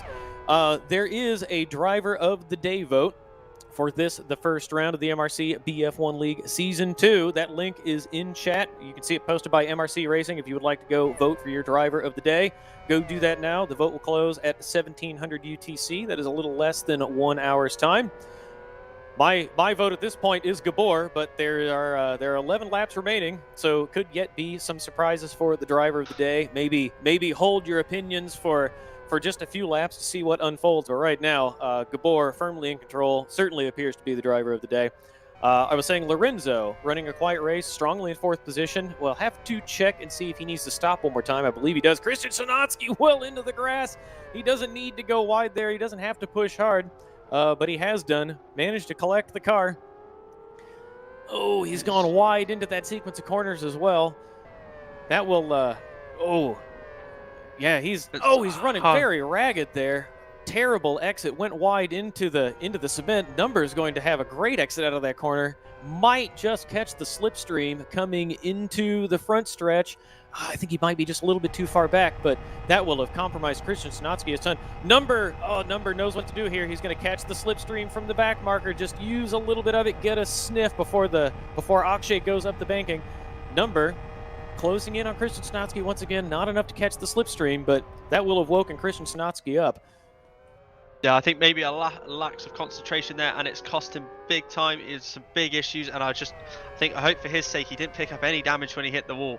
I wonder if he hit it square enough that he just managed to get away with it, but we'll have to see, depending on how, might be able to check the cambers of the car, see how they're looking.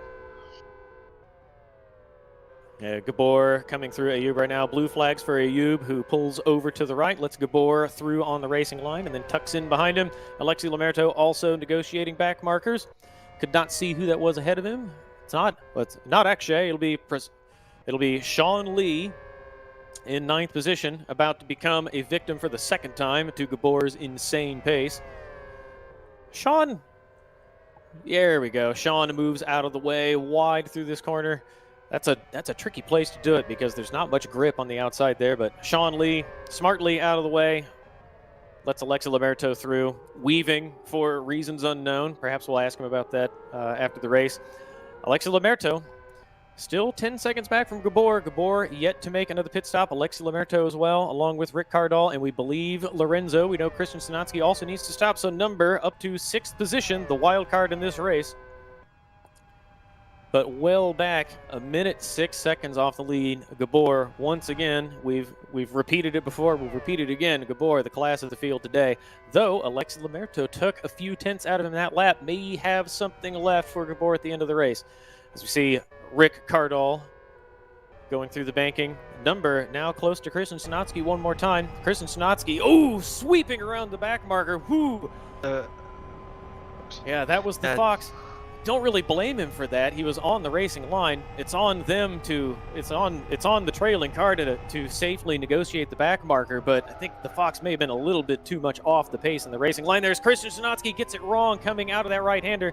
If Number gets a good exit, he will have the slipstream. He's just gotten the power on, had to lift out of it, breathe the throttle, but Christian Schnotsky dives for pit lane.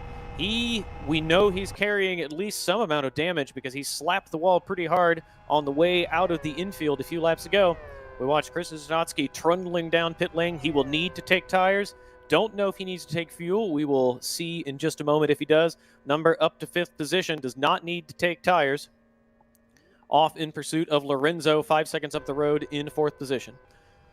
Just heard narrate, Schnotsky has taken tires and a little bit of fuel and hasn't done any damage repairs, so I'm assuming he doesn't have any real damage to his car for that one then.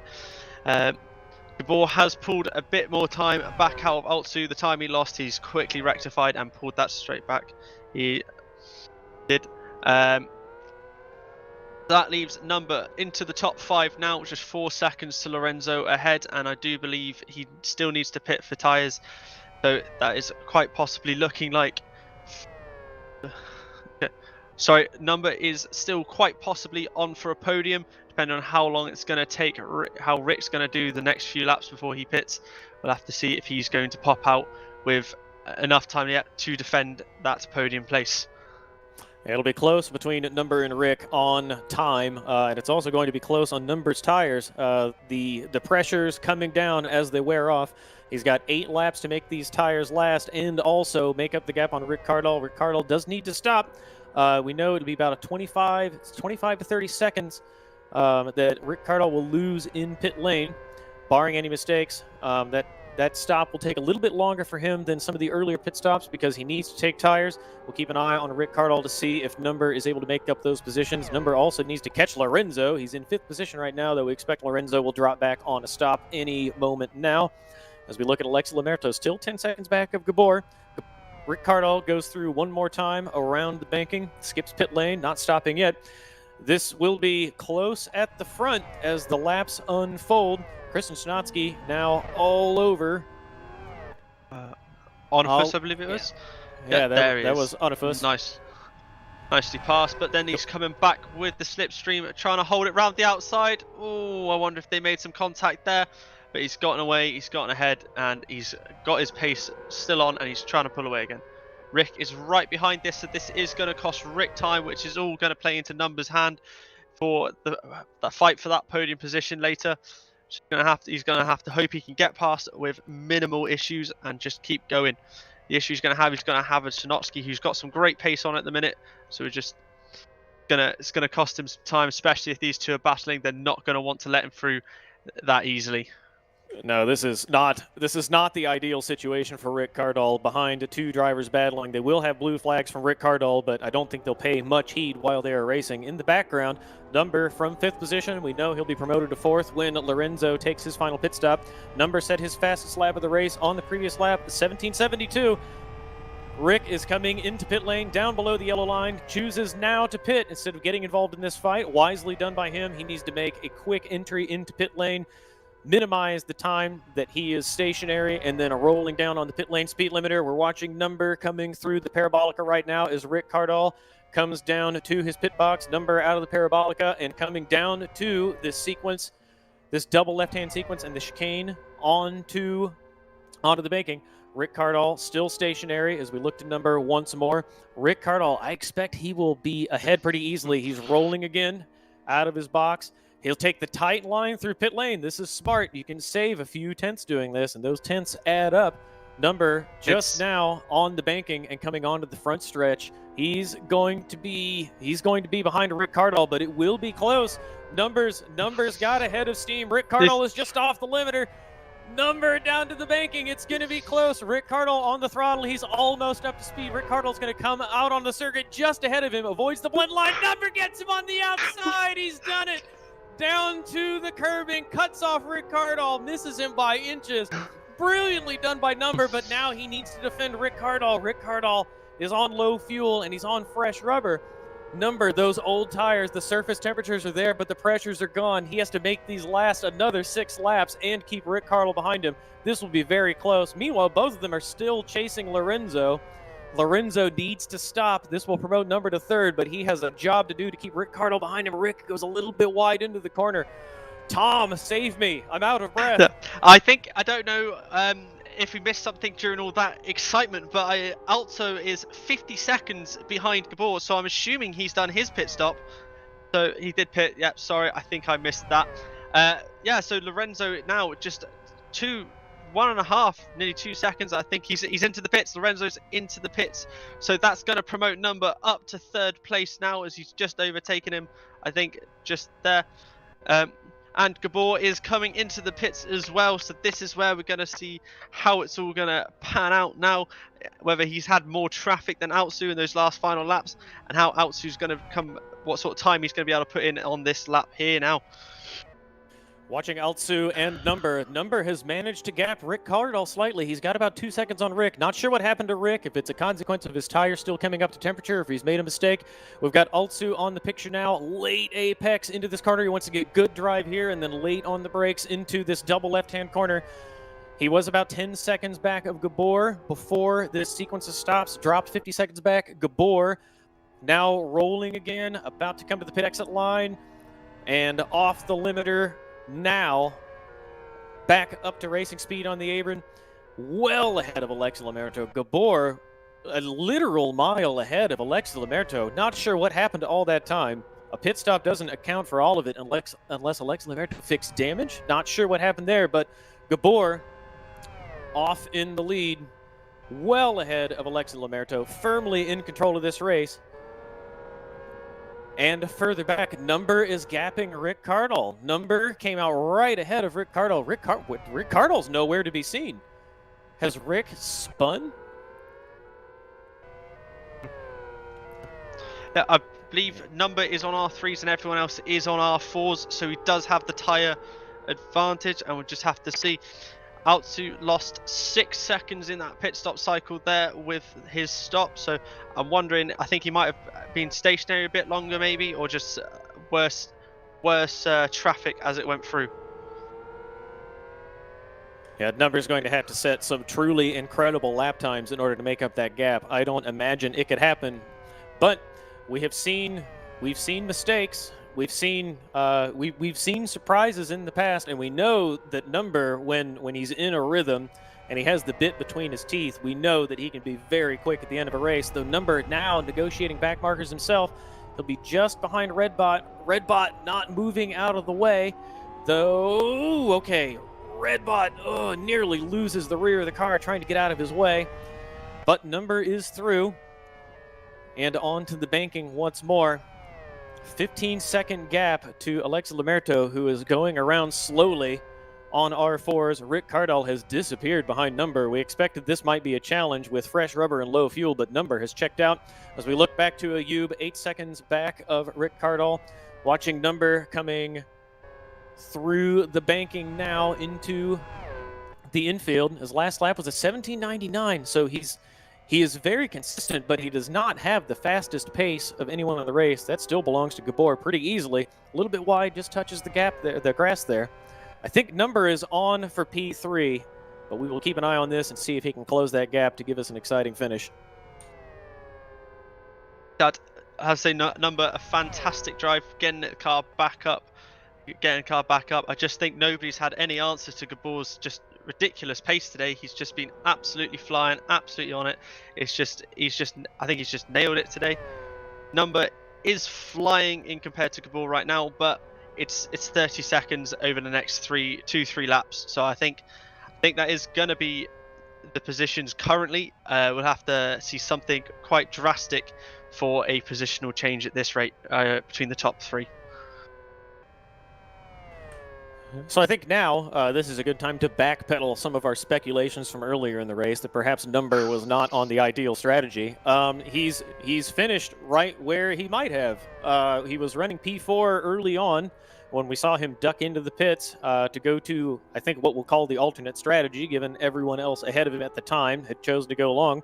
Number was running fourth, now promoted to P3, easily ahead of Rick Cardall. Has taken that gap from inches up to almost 6 seconds. Number on for a podium. Alexa Lamerto 17 seconds back of Gabor. Gabor on his 58th lap, still firmly in control of this race. It looks like this is how the order will shake out when it's all said and done. No battles down the order except for Onifus and Christian Schnotsky. Christian Schnotsky is now just over a second behind Onifus, so there might be a race for P9. But looks as though this is how the order will shake out. Hearing now car 27, that is Redbot, has a puncture. So Redbot going to fall from a 12th position further down the order. Maybe not further down the order. He might stay in 12th position, though. He's going to go around slowly as he, oh no! Redbot with the puncture on the right front touches the grass. He might just beach the car here. He's got enough power to free the car. Yeah, he'll have to tiptoe around with that puncture. He needs to get well out of the way of cars coming through here. We'll remind our viewers once more, the driver of the day vote is still open. The lap's winding down now. Gabor will come across the line in just a few moments' time to begin the final lap of the race. But do look at the link in chat for the driver of the day vote. Does appear to be Gabor right now. That vote open until 1700 hours UTC, so plenty of time after the race in order to vote for your driver of the day.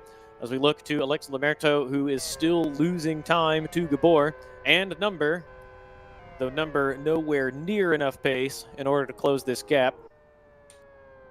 Yeah, something drastic would have to happen to Altsu for Number to catch. He's driving fast, he's got some pace, but it's just not quite enough. As we see Gabor start the final lap of the race, a cool 18.5 seconds ahead. This is sorry to interrupt you, Tom. There is Number just went through the final chicane, and the Fox was well off into the gravel there. Too late for a safety car. I don't expect they would neutralize the field. He's going again, so no problems there. Sorry, Tom, carry on. Yeah, so Gabor has started the final lap. This is a lap of victory really for him. He just needs to get it to the end, just keep his head on it, and he should bring back the win of this race for the first round of Season 2 of BF1 League. Following Gabor through the Parabolica for the last time, hearing that Prasant has not changed compounds, so that will be a penalty, I think a disqualification for him. Gabor through the first of this double left-hander, down to the second apex, cruising over the curbs, right, left, past the tires, and still on it, inches away from the wall. Down to the white line, through the banking for one final time. A commanding race by Gabor Jura in the lead. Started from the pole, weaves across the finish line to take the win. Easily in command of this race, finishes 60 laps in a blistering 1 hour, 22 minutes, and 46 seconds. Does a best lap of 17:01, not too far off his pole position time, within a second of it. As we wait for Altsu to come across the line. There he is now 19 seconds back of Gabor in second place. And number, we were not sure about this strategy early on, but he's pulled it off. Coming through now across the line, takes third position on the alternate strategy. Looked like it was not going to work out for him. Gabor had way too much pace for his competitors to match, but number from fourth position early on, well, from 8th or 9th on the grid up to 4th position in the early running, switches to the alternate strategy, manages to secure a podium. In 4th position, Rick Cardall looked like he might be on for that third before number snatched from him on his late pit stop. Ayub comes across the line in 5th. Sean Lee, well-deserved 6th position, a clean race from him. As we wait for the remaining competitors to come across the line, we will have Emre Khan in 7th position. And I believe we will see Gemini in, Onifus, Christian Schnotsky will come through next in 8th and 9th position. Still waiting to round out the top 10. There we go, Gemini crossing the finish line, in 10th place to bring us, I believe, the final car to finish the race. There we go. That's the call from race control. The race has concluded. In first position, top step of the podium, we have Gabor, 1 hour, 22 minutes, and 46 seconds. Commanding lead over his teammate, Altsu, Alexis Lamerto, last season's champion, in position 2. And then number rounding out the podium in third. We'll see him come in the background into this podium shot in just a moment's time. There we go. Slowly in the background. I believe... So this is a great picture. I don't know that I have ever seen a podium picture with no visible damage on the leading cars. Someone has always gotten into another car or into the wall, and I don't see a scratch on these three machines. Perfect race from all three of them. Most perfect, of course, from Gabor. Yeah. There we go. Brilliant shot of the front runners right there. From a race that caused many to end up in the wall and then to the pits, these three have done a fantastic job to keep it on the track and stay out of the barriers. All right, once more, we'll run down the order. In first position, Gabor with a commanding win over his Citus teammate, Alexis Lamerto, also took the fastest lap of the race. Sorry, that's Gabor, took the fastest lap of the race, just shy of the 16s, well ahead of any of his competitors. In third position, number alternate strategy worked out for him, manages to take P3. Rick Cardall will finish in fourth position. Ayub in fifth. Sean Lee comes in sixth with Emre Khan in seventh. Eighth position is Onifus with Christian Schnotsky, a good recovery from early trials, into ninth position. And in 10th, Lorenzo. Gemini will finish in 11th, 12th. Prezant, Redbot with that late puncture falls to 13th position. Murali finishes 14th. Akshay in 15th and 16th position. Roni Krompush for the race green. The Fox 777 on debut.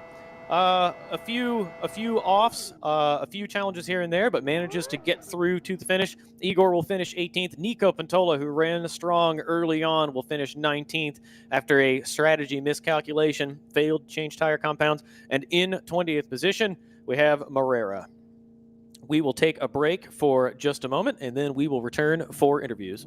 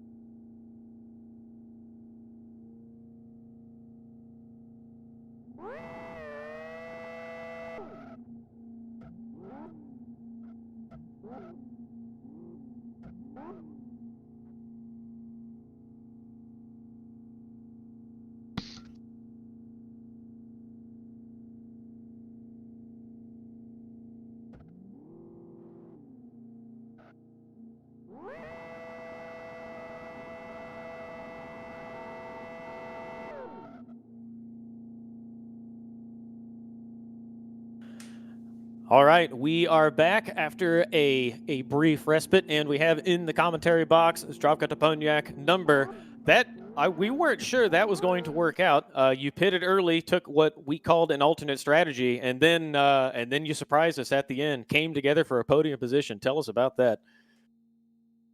Oh, hello. I'm not sure it did work out, but yeah, the pace difference in the end made it worthwhile. I don't think even if I mirrored the top two strategy, I don't think I had the pace to fight Gabor. Yeah, looking at the timing there, Gabor, the class of the field, easily 20 seconds ahead of his teammate at the end, and was running laps dangerously close to qualifying. I expect too that you perhaps you're driving a bit tired. Yeah, well, it's okay. I had some sleep. Well, that's good. Well, lucky for you. You put on an impressive performance. Congratulations to you again on the new member of your family, and congratulations to you on a P3. That was an impressive drive. We weren't sure it would come together. Sounds like you weren't sure it would come together, but we expect these kind of exciting performances for you, and you delivered today. Yeah, well, my pace wasn't there. I mean, it's not that weird that I didn't have any pace, and I didn't do really any quali training. So in qualifying, I was just trying to pass through the first part and just hold on into the second one.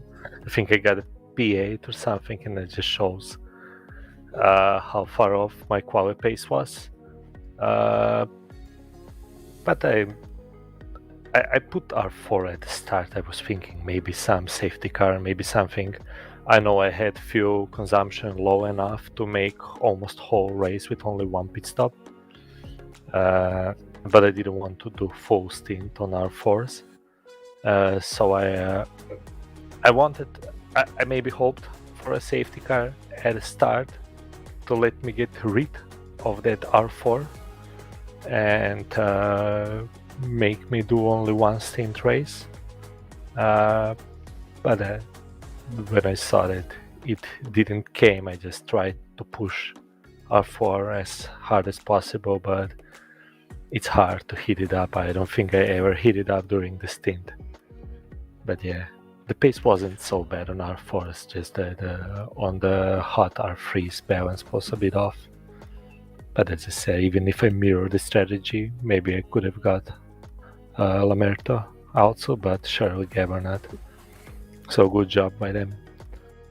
Yeah, Gabor very quick today, well ahead of everyone else. Talk about Rick Cardall's strategy. So you came out, you just swept ahead of him and managed to take third position as he was coming out of the pits. And we got call in our ears that he had taken R4s. There were only 3 laps left in the race at that point. Could he have made it on R2s and made it competitive, or did you have it easily in hand? I didn't even try to see how long one could go with R2s. I didn't have time to test it, so I don't know. Maybe, but even on R2s, I think I had enough pace to be ahead of him. It was important to pass him at the start when I was on R4s and lower fuel. Once I managed to pass that, basically I was thinking whatever I pass at the start, I will finish there, and that was the way it was. After first stint I was third behind Alzo, and in the end I was third behind Alzo. So the big work was done at the start when I passed 5 cars in first stint. Well done to you once again. You made. It will say that you made the strategy work, managed to promote yourself from 8th position on the grid to 3rd, a great drive, and gave us a great exciting moment there at the end when you swept past Rick Cardall. So well done to you. Congratulations again, and thanks for joining us. Thank you. Well done today, number. Sean, welcome back to the commentary box. You ran a great race today. Nice and clean, well-deserved 6th position. Tell us about it. Yeah, that was a good race. Just congratulations to Gabor. He was too fast for everybody. Same with Lamoto. So yeah, it was a quiet race, I guess. I ran the exact same strategy as Number. That didn't quite work out because my R-Force didn't quite work. So got stuck at the start. Didn't really get the positions I wanted. I actually fell down a bit. So at the end, it was just R3 push for 50 laps. At the end, I was battling with Amir Khan. It was really nice, but yeah, 6th place is the best I can do. Yeah, you did really well. 6th place. How are you looking forward to the next round out? Yeah, wait, hold on. What's the next round? I never checked it there. City. South City Long, SO4. So Tom's had a stroke, Sean. Sorry about that. Yeah, South City Long. Long South City, yes. South City Long, yes. It's the same thing, kind of. But yeah, I mean, I'm not looking forward to that race because in this race, yeah, we all have moments like that. In this race, because I'm using the mouse, so the TC, the traction control, was a bit of an issue. Wasn't quite set up well enough to exit out of the infield. So I always had a bad run out of onto the oval. At South City, hopefully I can make a setup that's a bit better. Yeah, but good race nonetheless. But I'm not looking. Hopefully I can get the same place into the next race, 6th place or better. Well, congratulations on 6th place today. It was really impressive. Thank you.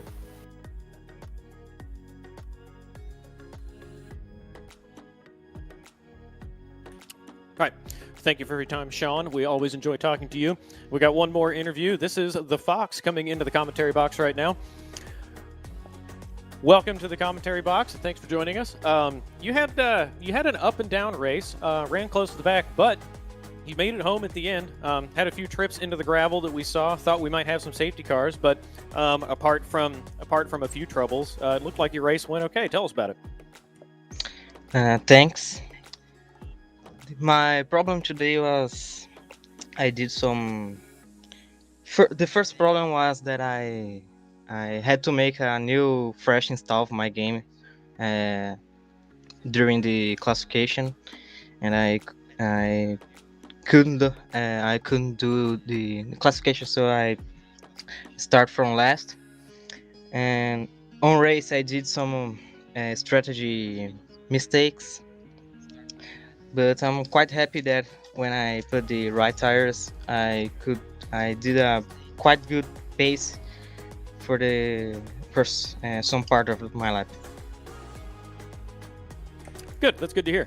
The next round will be at South City Long, probably one of the most challenging combinations in Live for Speed. The tight, twisty street circuit with the barriers very close, and then all of the power and the lightweight of the BMW. How do you feel going into South City? To be honest, I don't know. I didn't race on this track yet, but I will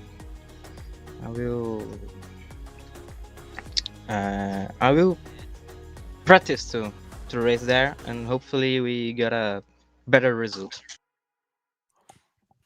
Yep. Well, thanks for joining us, and thanks for sharing your thoughts. Good luck in the next round. Get as much practice as you can, because it is a challenging circuit, and we look forward to seeing you there. Thanks.